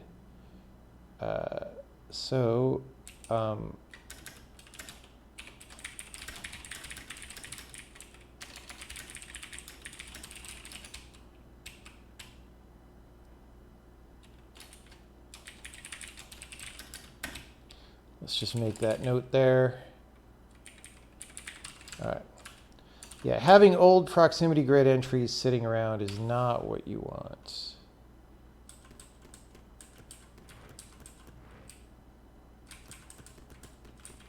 All right, it's behaving sensibly now.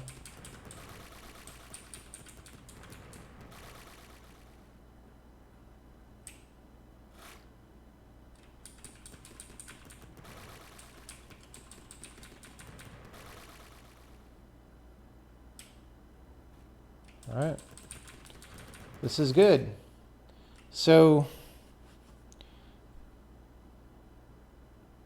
let's test it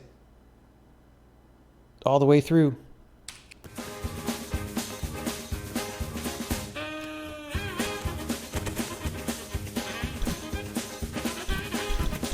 And I'll make some more tea. Any questions? Address questions to me and I will answer them.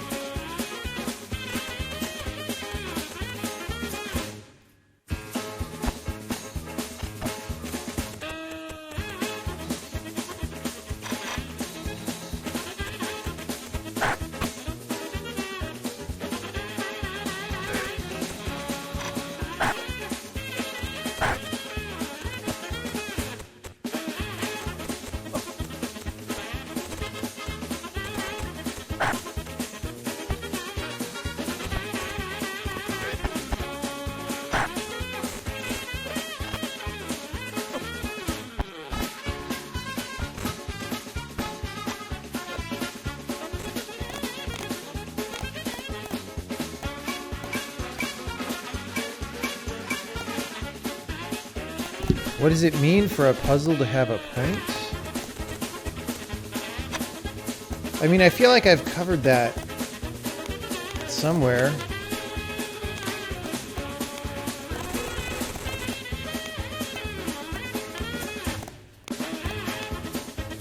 I mean, I don't know, right?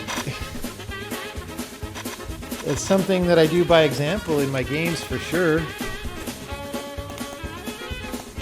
I mean, you want to define what having a point is? That seems very difficult.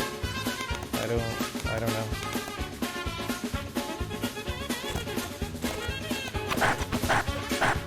I don't know how to define that without getting circular.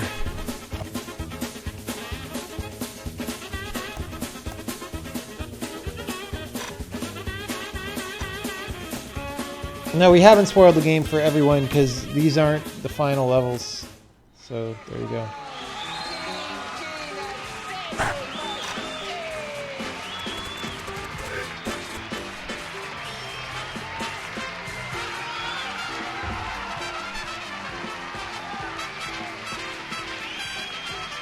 Is there the concept of an action, or are all interactions results of just pushing? There is an action, yes.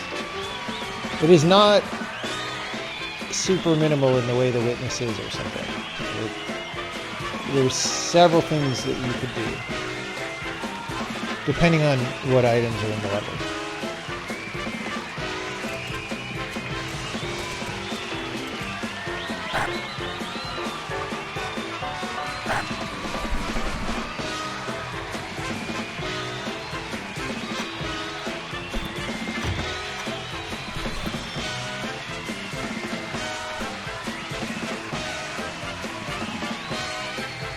Any advice to actually do something that can help your career? You're only 23, so you're not that worried, but you do want to start generating some income off code.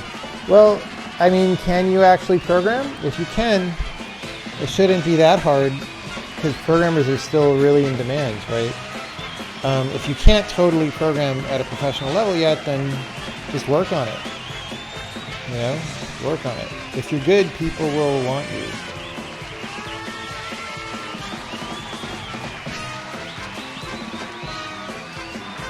Have I been to SIGGRAPH? Yes, I went to SIGGRAPH 2000. What did I think? I mean, at one point, academia was the hotbed of graphics, sort of. I mean, even then, it was really Pixar doing most of the interesting stuff, but I don't know. I don't know if I'd recommend it. I haven't been in a long time, though. Maybe it's cool.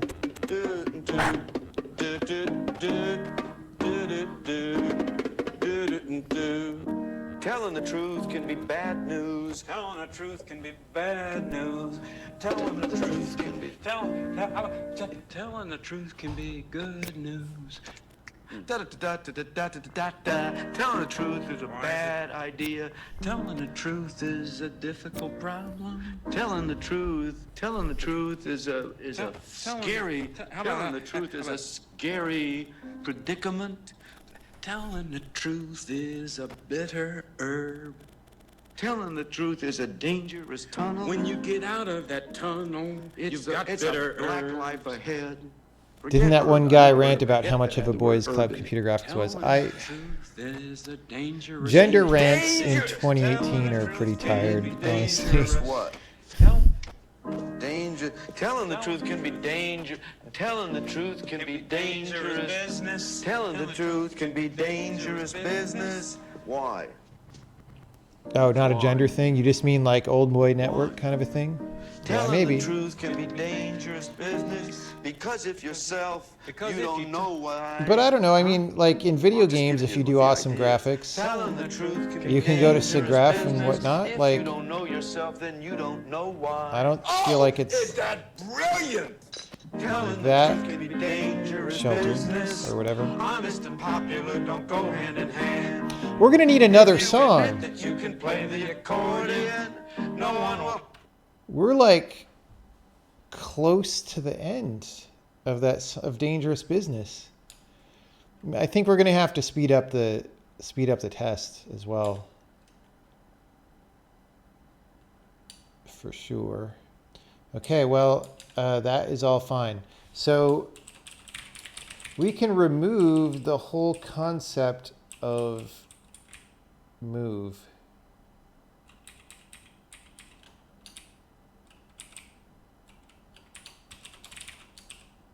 That is gone.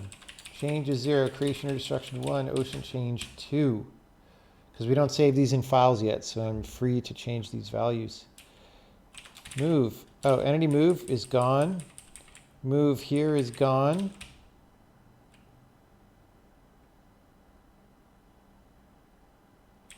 We're going to call this just call it the diff.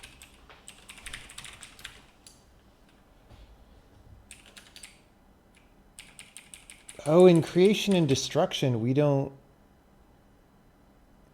still do this separate thing. So after we get all this checked in, then we can combine these.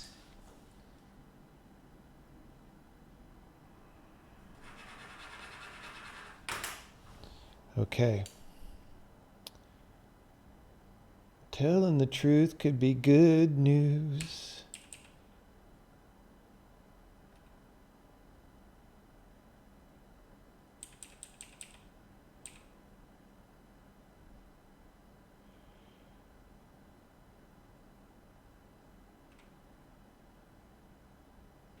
This has to be memcopy removal as well. Telling the truth could be good news.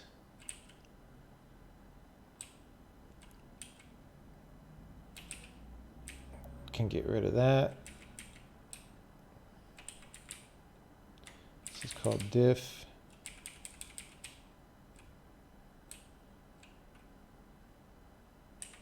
Get rid of that.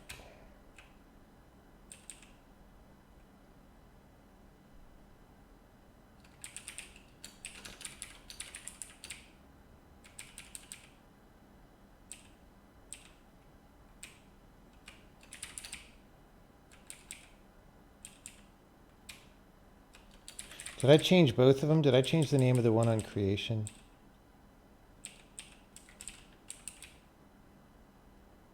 Yeah. Okay.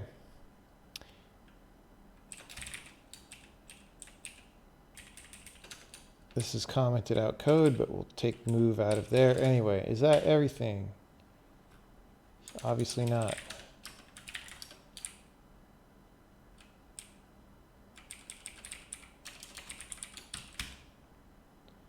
Oh, this is code that's not running right now, but we serialize the actions into a file.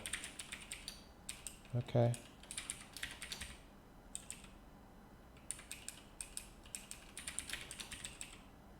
Let's just replace it. Derived data diffed is diff. All right.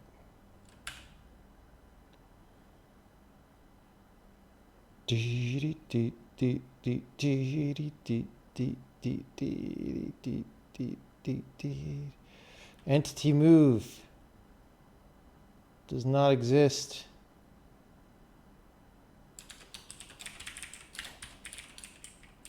Does not exist. Okay. Does not exist. All right, great.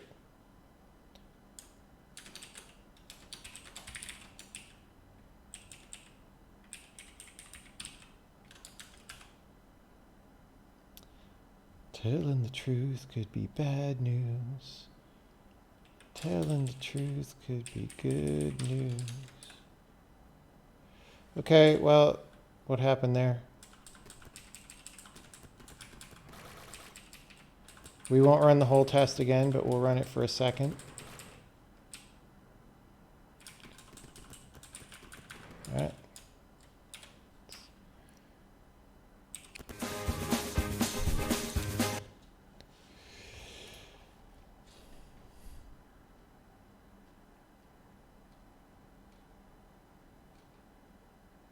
Library levels are looking cool. Yeah, the game's starting to look good. It doesn't look totally good because the rendering engine isn't done yet. Some important features are not there, especially regarding materials. But they'll get there. It'll be a good looking game. when it's done. Most of what you see on most of the levels, of course, is just totally like this brown block stuff you see in the background is totally placeholder. It's all placeholder.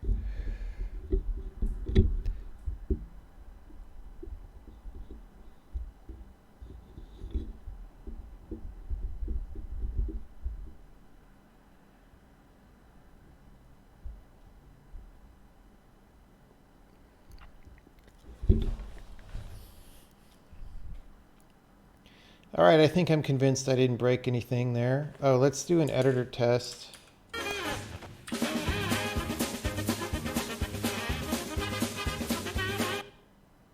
All right.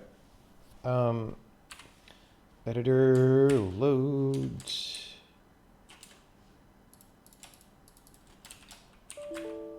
Whoa, okay. Pasted something from the editor. We hit an assertion. I don't think I tested the editor before the previous check-in. Oh boy. Scary.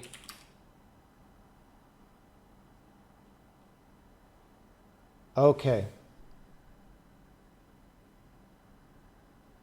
Right. I said before, hey, you know, these fields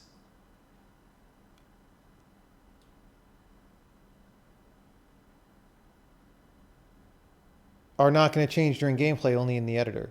But of course, the editor needs this to work. So,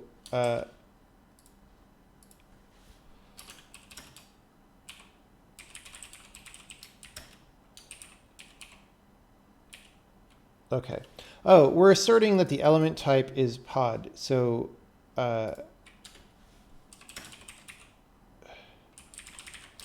for now, we assume that arrays can only change in the editor, so we just write them without regard to endianness concerns.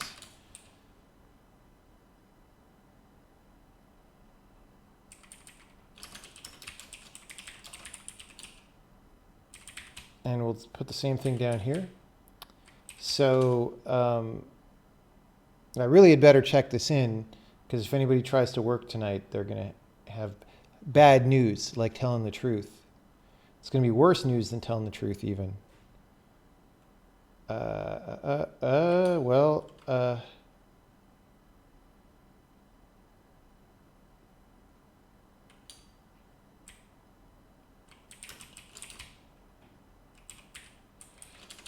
Put the list index, put the item index, and then what are my puts? Oh, actually, we don't want to put for this. We want one of these. Append U8 and length, right? Now append, it's just called append. Okay, so append to builder array a.data.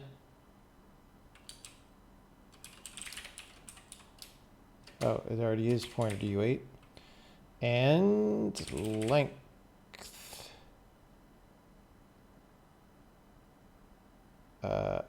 A. We need a length A and a length B. This is length A. This is length B. We'll put that down here. This is length A. And because this is all pasted, we do that.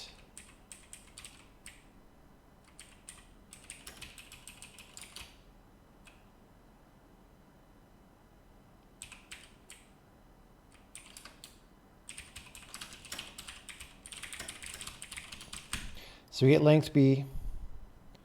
We put the list index, the item index, array a.data, array b.data, return true. Okay.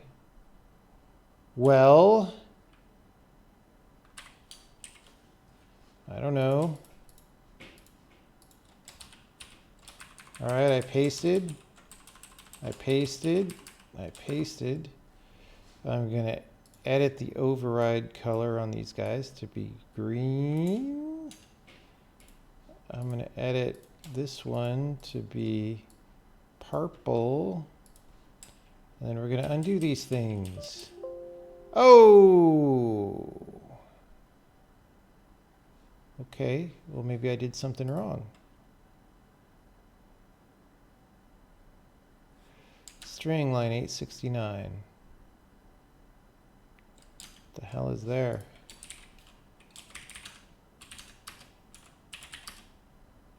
Oh, we're running out of string.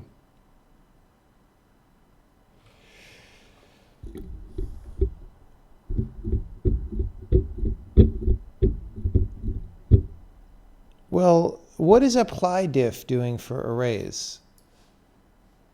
So here we're writing the values. We must have, maybe it didn't do anything before.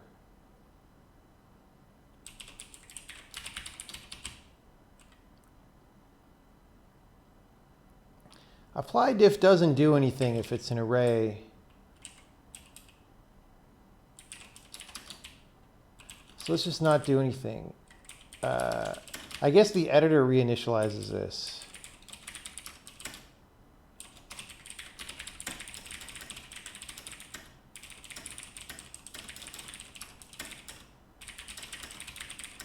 Should not generate data here. Is this temporary?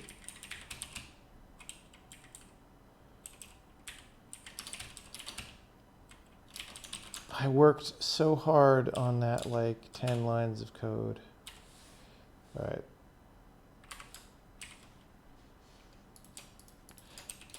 Telling the truth could be good news. Telling the truth could be bad something. Blue rocks can be good news.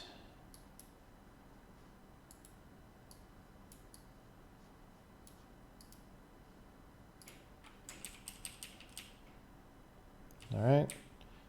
Seems to be fine. So yeah, I guess the editor makes up for that. Whatever, man. I just work here. Telling the truth. Okay, quick mini test.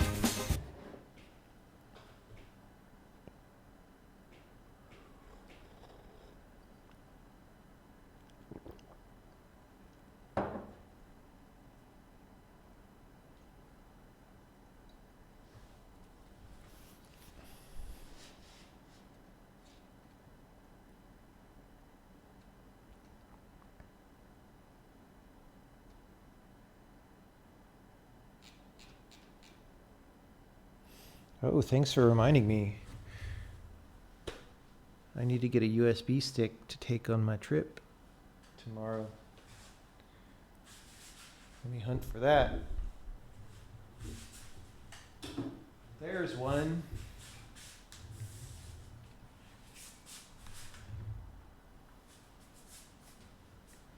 Where's my backpack? Did I leave it in the car?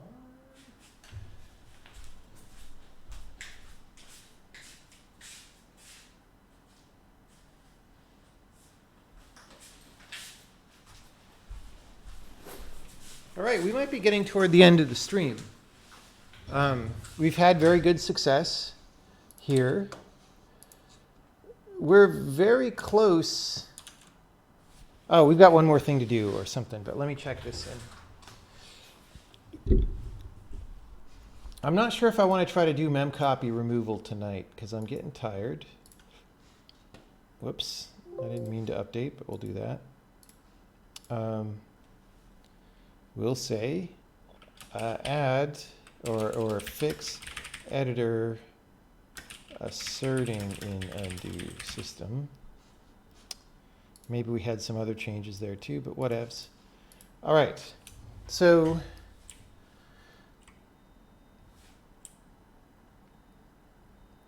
getting rid of the move event was like, You know, undo systems can get hairy, so I was actually not expecting to get this far tonight, but we did, and that's great.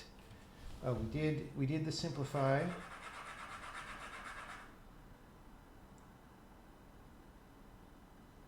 We haven't done merged changes. So things we can do in the future, merging those many change events into one, like in skipping stones. Memcopy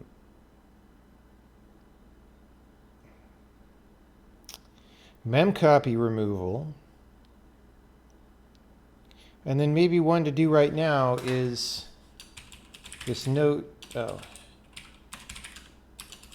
ECD here.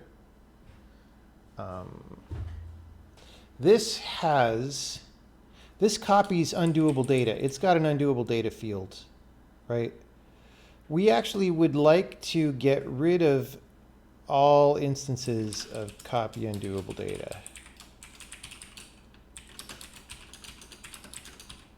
Let's mark them. Because we don't want to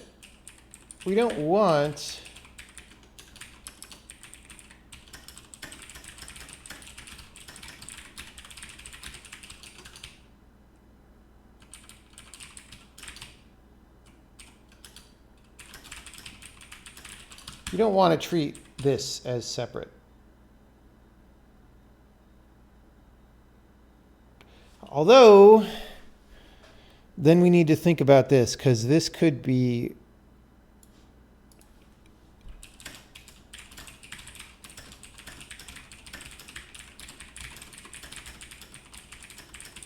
that could be what's making the editor thing work.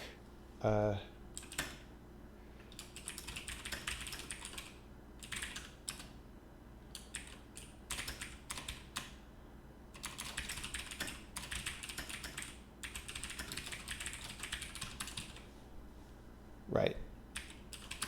Okay. So, copy undoable data.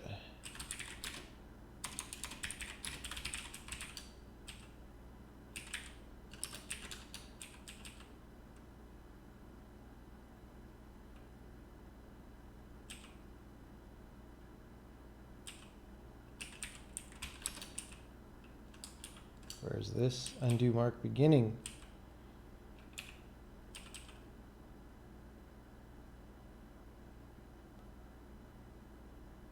Doesn't this happen in create old entity? Don't we copy all that data?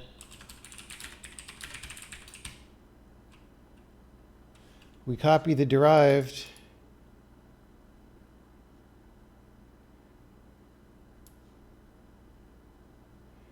We don't copy the base.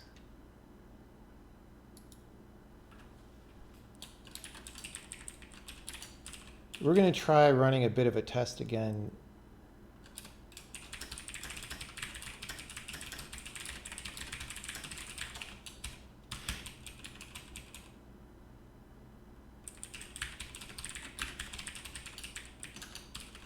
Where's this? Really do want to undo?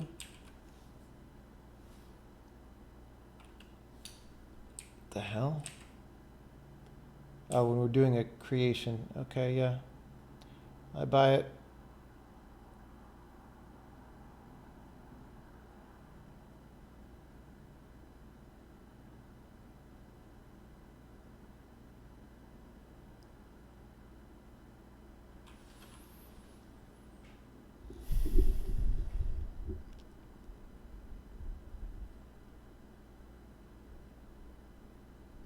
See here. Okay. Here, we should be able to comment this out for the same reason that I just commented the other one out, because create old entity does that copy, except we create the old entity before we apply the diff. If we create it after we apply the diff, we can get rid of these. So I'm going to make that a separate thing. Copy removal 2. We'll do that first. Yeah, okay, that's all our copy undoable data is. Okay, I want to make sure this thing that I just did of commenting out the situation works. All right, let's run a little bit of a test there.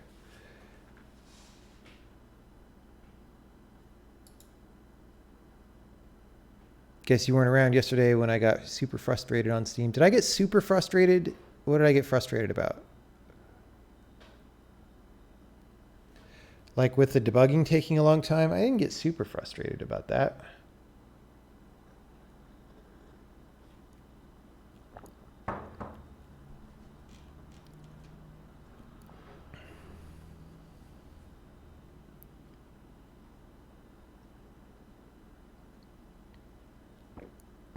Oh, decibels are my favorite thing, of course. Okay, I sort of feel like this is working. So I sort of feel like we're going to do this next step. Copy removal 2.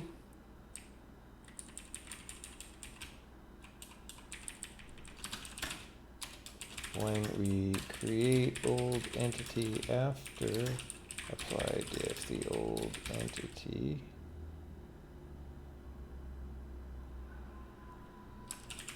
Automatically gets the copy of the derived data, and we just need to manually copy the base data. Right, so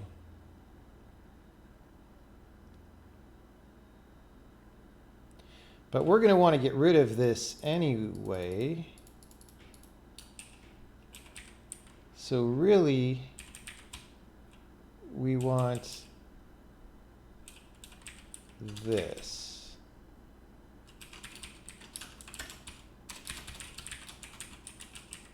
And then we get rid of this. And we get rid of this. I don't know.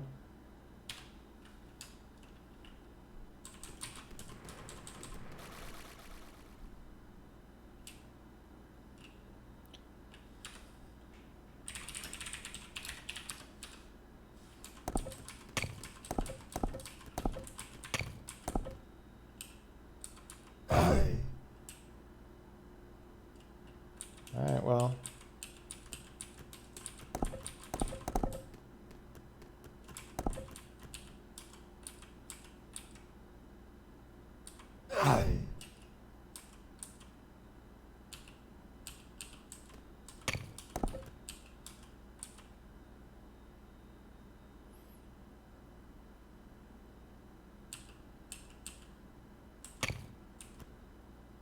All right. Seems to be working. So let's get rid of that. Let's get rid of that.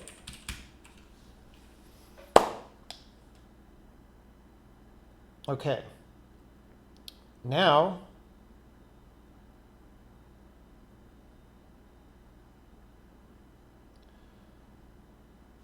let's check this in. Let's delete the other commented code.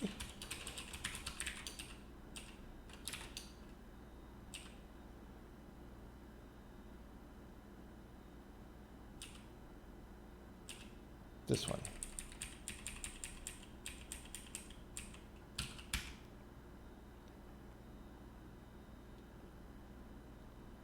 I mean, I should, if everywhere we do create old entity, we copy the data, I should just centralize this. I mean, we're going to get rid of it soon anyway, but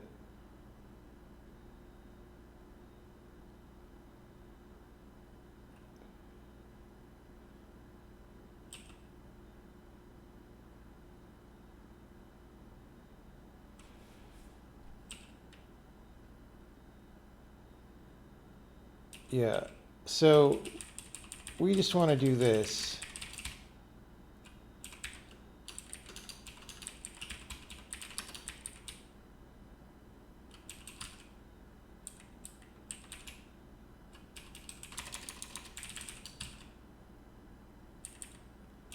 And then anywhere where we create old entity, we just don't manually do that anymore.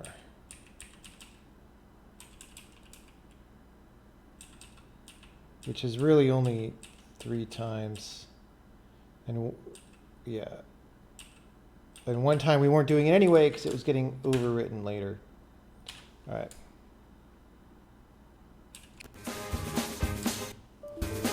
Oh no! I screwed it up. Oh my god, it's so bad. Okay, wait.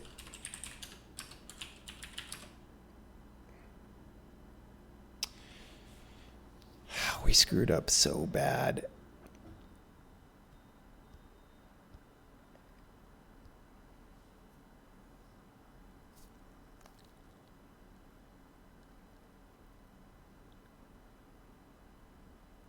Oh, we screwed up so bad. I should have checked in.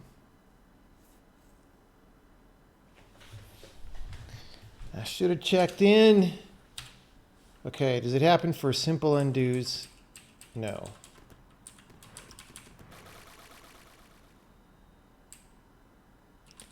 It's something like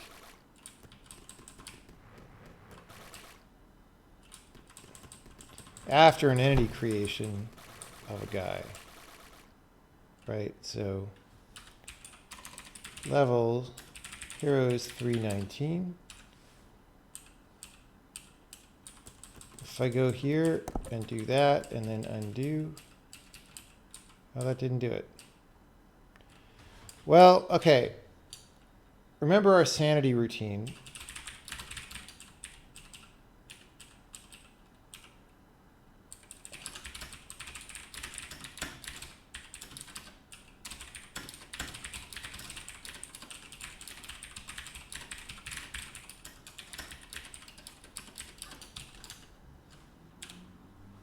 Oh, debug build.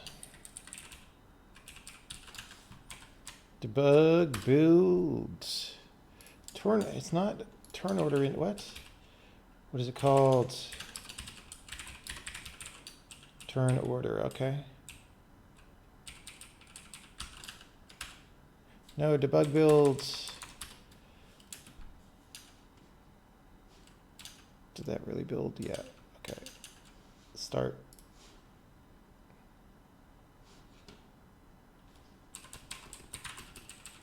Okay, it's not going off there.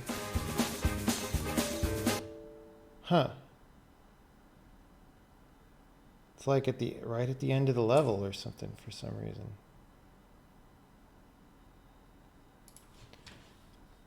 Post, undo, reevaluate. Update guy active flags. It's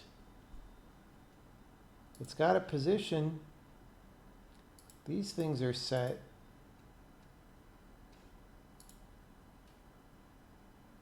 Turn order ID.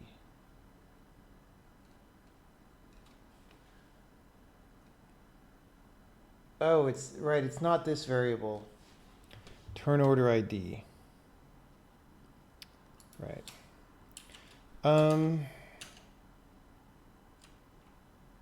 That is a derived data. That is not a... Right?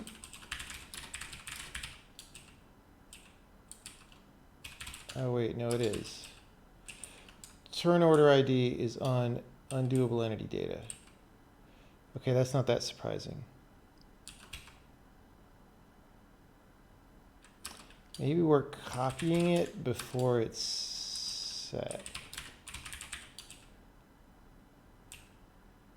Oh, well, there's a different... Okay. If we had an old entity under the same ID, we're not updating this new data because we did this before.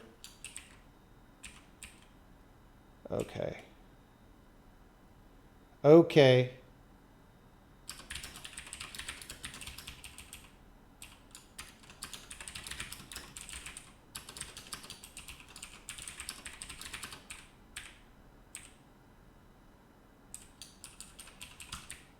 I mean, this is dicey a little bit, but Eh. Hey, look. I fixed it. As opposed to doing an hour of step-by-step debugging like we did the other day, I just used my intuition noggin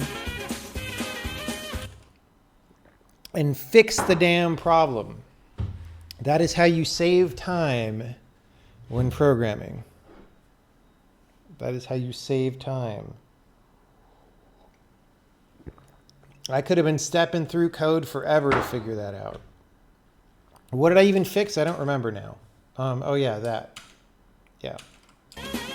Sometimes you just gotta engage the brain.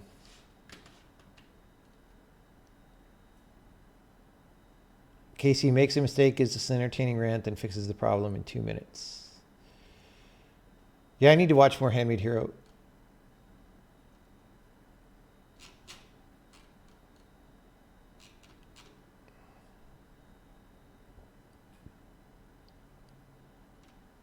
Do you wish you had an intuition noggin? It's there. You just got to exercise it.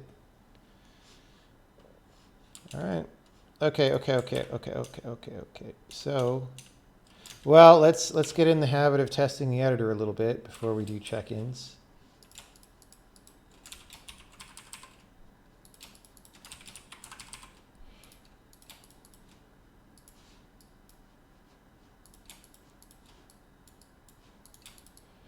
This is, my game art skills are unparalleled.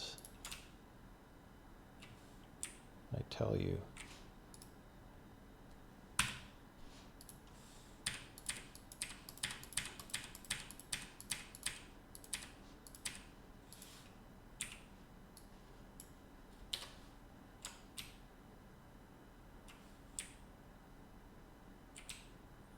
Okay.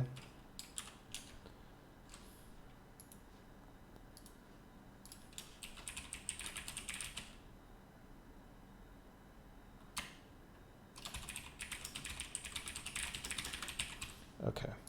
So the main thing, I think the last thing I'm going to attempt is to get rid of this undoable data slot on, oh, not there, sorry. In Note ECD, well, let's go to the data structure.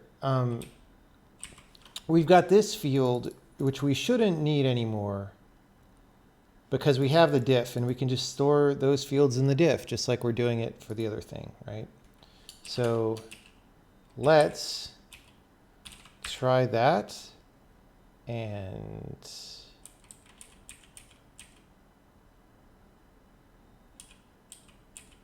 that, and then we'll pass. Oh, and entities differ. We can write on the list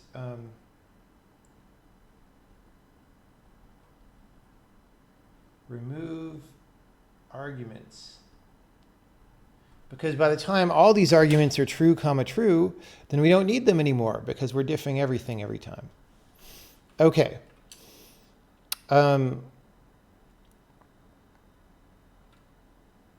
Now, when we do a creation or destruction, we're going to be looking at that undoable data as well, right? We get a new entity, we do copy undoable data, and then we apply the diff. Okay, we want to change this visual position thing to after the diff is applied because that's when the position is going to change. We do the old E, we write it to the entity, we add it to the grid, we set the mesh.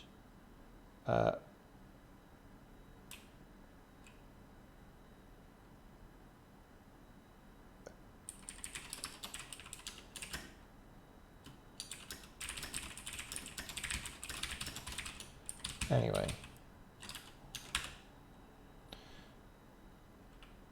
That's a print debug info Meister. We don't need that.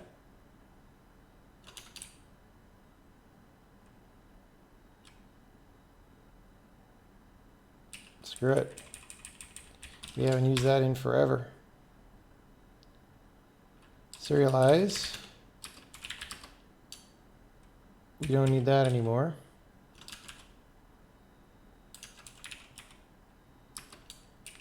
Don't need that anymore. Okay.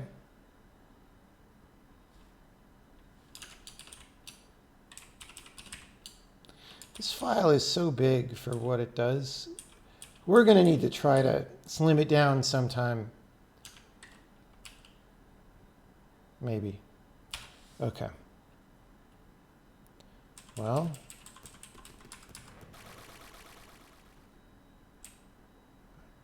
All right, that got destroyed and came back.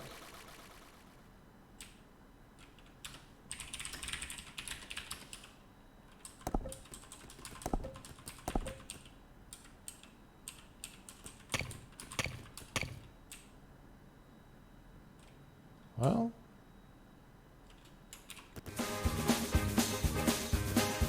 I think we're going to get to declare victory.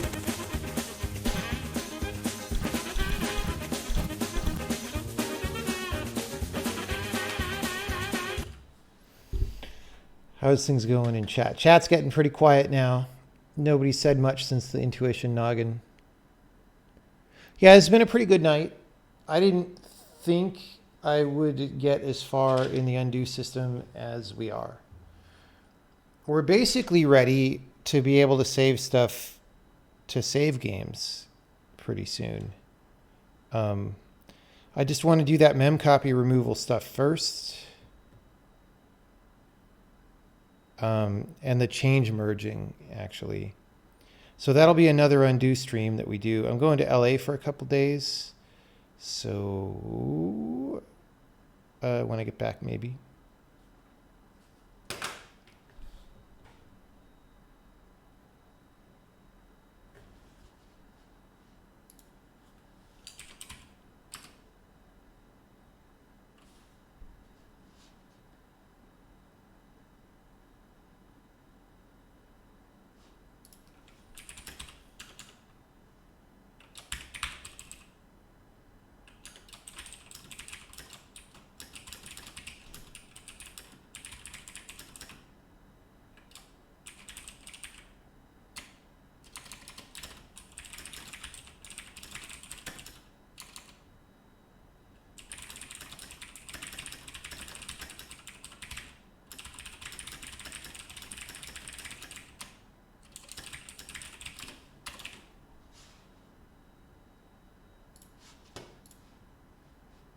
Send an email to a friend of mine who's in LA.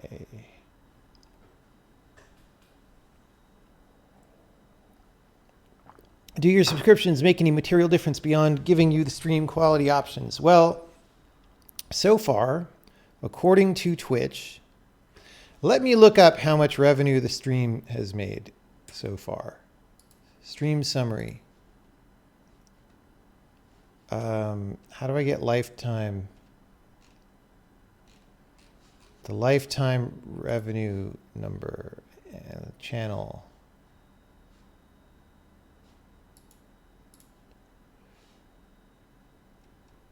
$97 total estimated revenue. That's of course before taxes and before Twitch takes their cut. So post Twitch cut, I don't remember how much I get. Oh, that's just in this period though. How do I get lifetime?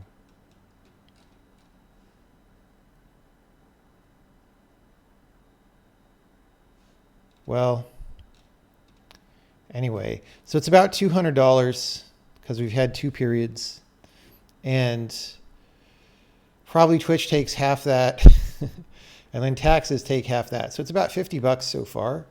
I don't know what we can spend that $50 on to make the stream better, but I would like to do that.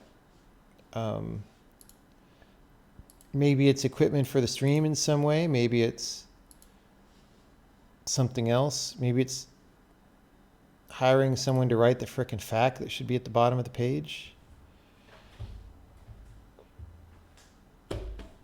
Oh, yeah, it probably did pay for the headphones.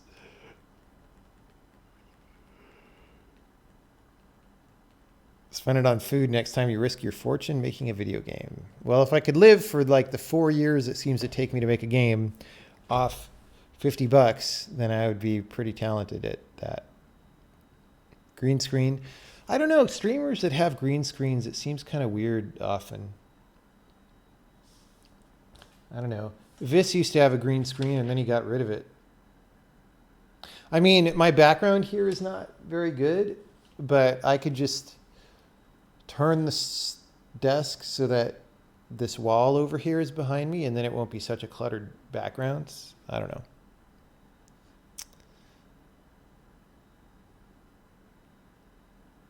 Another couple months and you can sponsor yourself 3 days worth of food. Yeah. Well, you guys don't know, but I'm about to start slamming the commercial break button and make hella money on the stream.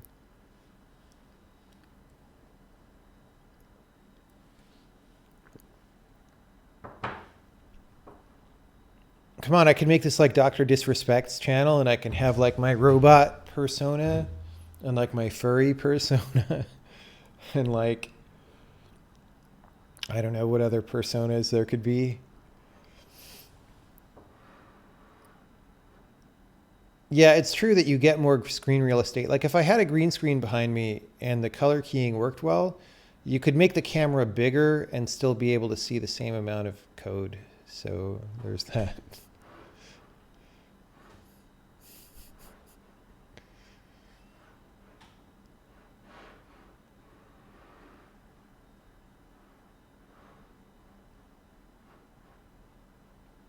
Buy Twitch ads for Sokoban, yeah. Yeah.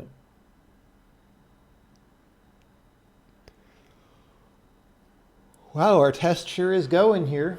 What song are we on? Are we on Gong Show yet? Yes.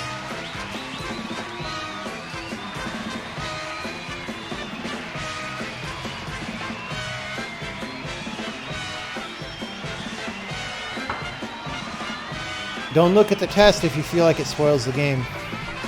You won't remember any of these solutions, and many of these levels will be different in the final game, and there'll be many, many levels that you don't see here. So.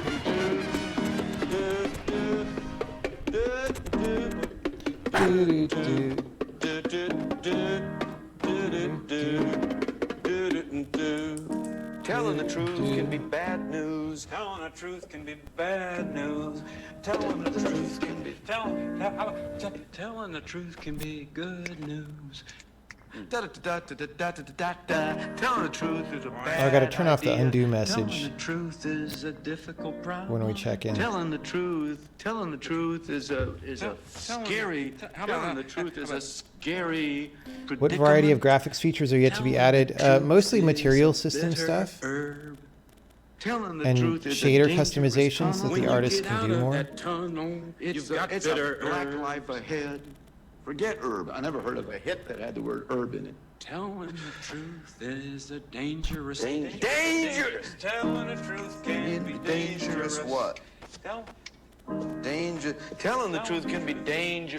Telling the truth can be dangerous business. Telling the truth can be dangerous business. Why? Why? Why? Telling the truth can be dangerous business because if yourself, you don't know why. Huh? Well, I'm just giving you what the idea is. Telling the truth can be dangerous business. If you don't know yourself, then you don't know why. Oh, is that brilliant? Telling the truth can be dangerous business. Honest and popular don't go hand in hand. If you admit that you can play the accordion. All right, we pass. Okay, so let's do two more things. Let's say undo. We're going to comment this out. We're going to bring this back later when we do part 2 of reducing undo spam. But for now, there's that. Because I don't want to bother the regular people who work on the game with that. And then entities differ. Every time we call this, it should be with true, true, true, true. That's it. So let's get rid of those. Let's get rid of those. And include base and include derived. Gone. Gone. Okay. We're just going to go like that because we have local variables like revision in there. All right. Quick test, not the whole thing. What are my favorite games to watch on Twitch? I watch a lot of PUBG. I watch Dota every year at the International, but yeah, 9 levels fail the batch test. They're expected to fail. Don't comment if you haven't been following along, please. Anyway,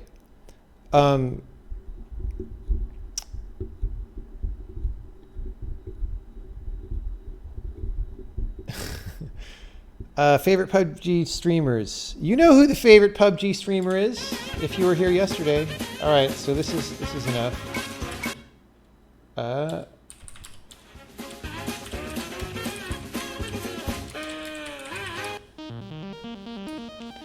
It's raining chocos. Also, Shroud is fun. I like Chad. I don't know. It's raining chocos. It's raining chocos. King of poaching, choco tacos. A Christian stream. Squads with the And then I watch random games sometimes, It's raining you know, just to see what's out. yum, yum, yum, yum, yummity, yum. It's like a tree. Yum, yum, yum, yum, Will there be a Twitch plays for Sokoban? Not that we make. If somebody hacks it, then they can make that. Shell, ice, cream, chocolate, shell, ice, cream, chocolate, shell, ice, New No Man's Sky opinion. I swag. heard they made it third person, which kills all interest that I have in it. But also, I just not that interested in it. But I haven't seen it. I haven't seen the update. Is the look of this game inspired by Steven's Sausage Roll? Not really, but there's going to be some similarities because it's a 3D grid-based game. Shroud, swag, cream. If you need to extend the audio, maybe add from Zombocom, maybe. We could put Raining Chacos in the song list. I mean, why wouldn't I do that? All right. Commit further minor undo cleanups. I think that's it. We're declaring victory. So next time,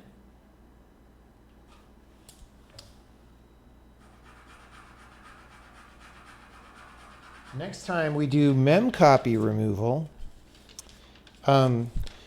much of which is going to be just about. So we're using memcopies to put the state of our current entities into our old entities. And instead, we want to just apply the diffs that we generate to that. And as I said, we can do a shortcut where we apply the diff as we generate it, because that's the fastest thing. We can't do that.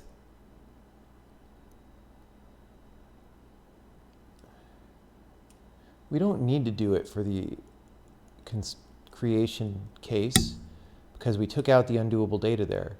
So, so we will be able to get rid of the undoable data thing. Copy undoable data. We'll be able to get rid of this and everybody who calls this, and that'll be good. And we'll get rid of all our mem copies. And then we'll try to merge changes for the stones that move a lot between moves and anybody else with similar behavior. And then we'll try saving this stuff to disk, man, because that's just where we're at. That's going to be good news. Good news for boys and girls.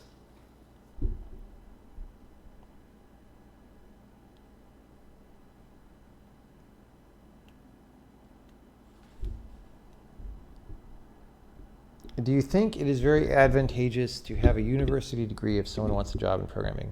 I do not have a university degree, but I also do not have a job in programming, so I'm not sure. You know, some people probably care.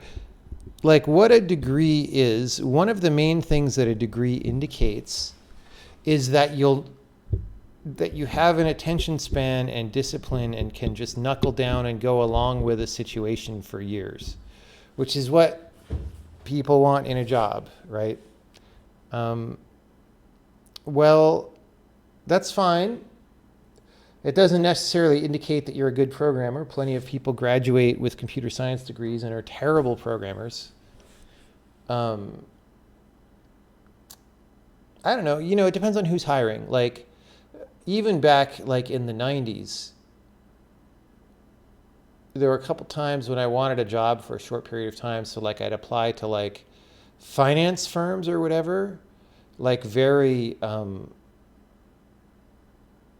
by the book kinds of places, and they won't hire you if you don't have a degree. They're not interested. And the reason is just because if somebody hires you and they screw up, it'll look bad to everybody else that they hired someone who obviously doesn't have the qualifications. So, the more the world goes in that direction, the harder it would be to get a job. It's just hard to say. I haven't job hunted in forever, so I don't know how much it's like that now. Really, though, my policy is just be so good that people want to hire you regardless of your situation. So, yeah, that should be your goal. Your goal should be to be really good.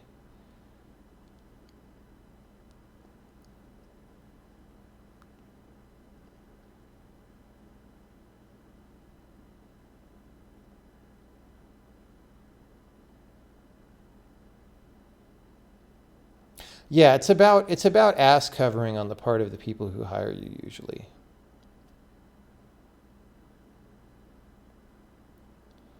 Would I say I got really good at programming by programming a lot? Well, I got as good as I am today at programming, in part by programming a lot, and in part by being critical about what I do and observing and trying to learn. Like, there are people who don't learn very well. Like I dance a lot, right? And in the scenes where I end up, there are people that have been there a long time that I see year after year. And some people don't get any better at dancing, and some people get a lot better, even though they spend about the same amount of time doing it, right? So there's a factor of how much do you self-critique and how much do you drive your own improvement cycle, right? So those things are important. Now, so that's how I got as good as I am today. Whether as good as I am today qualifies as really good at programming, I don't know. You can judge that yourself. I certainly think I'm better than a lot of people, but I don't know. I'm the least objective person about judging my own situation. How can someone know when they are so good then? Well, you can at least look back at how good you used to be and how good you are today. And you should be a lot better today than you were. If you can clearly see that and clearly see why, then you're going in the right direction. Would I ever consider writing a short, simple toy language on stream for an hour or two someday, those viewers interested in language design? I think it would take longer than an hour or two. But yeah, when, I tossed around the idea of doing handmade compiler a while back, and I still want to do that at some point. It's just not possible right now. I have too much going on. But sometime, yeah.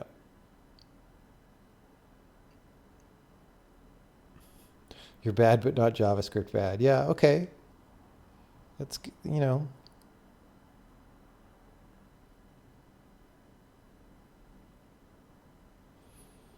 All right. Well, it's time to go for me. Let's find someone to host. Let's have a fun host time.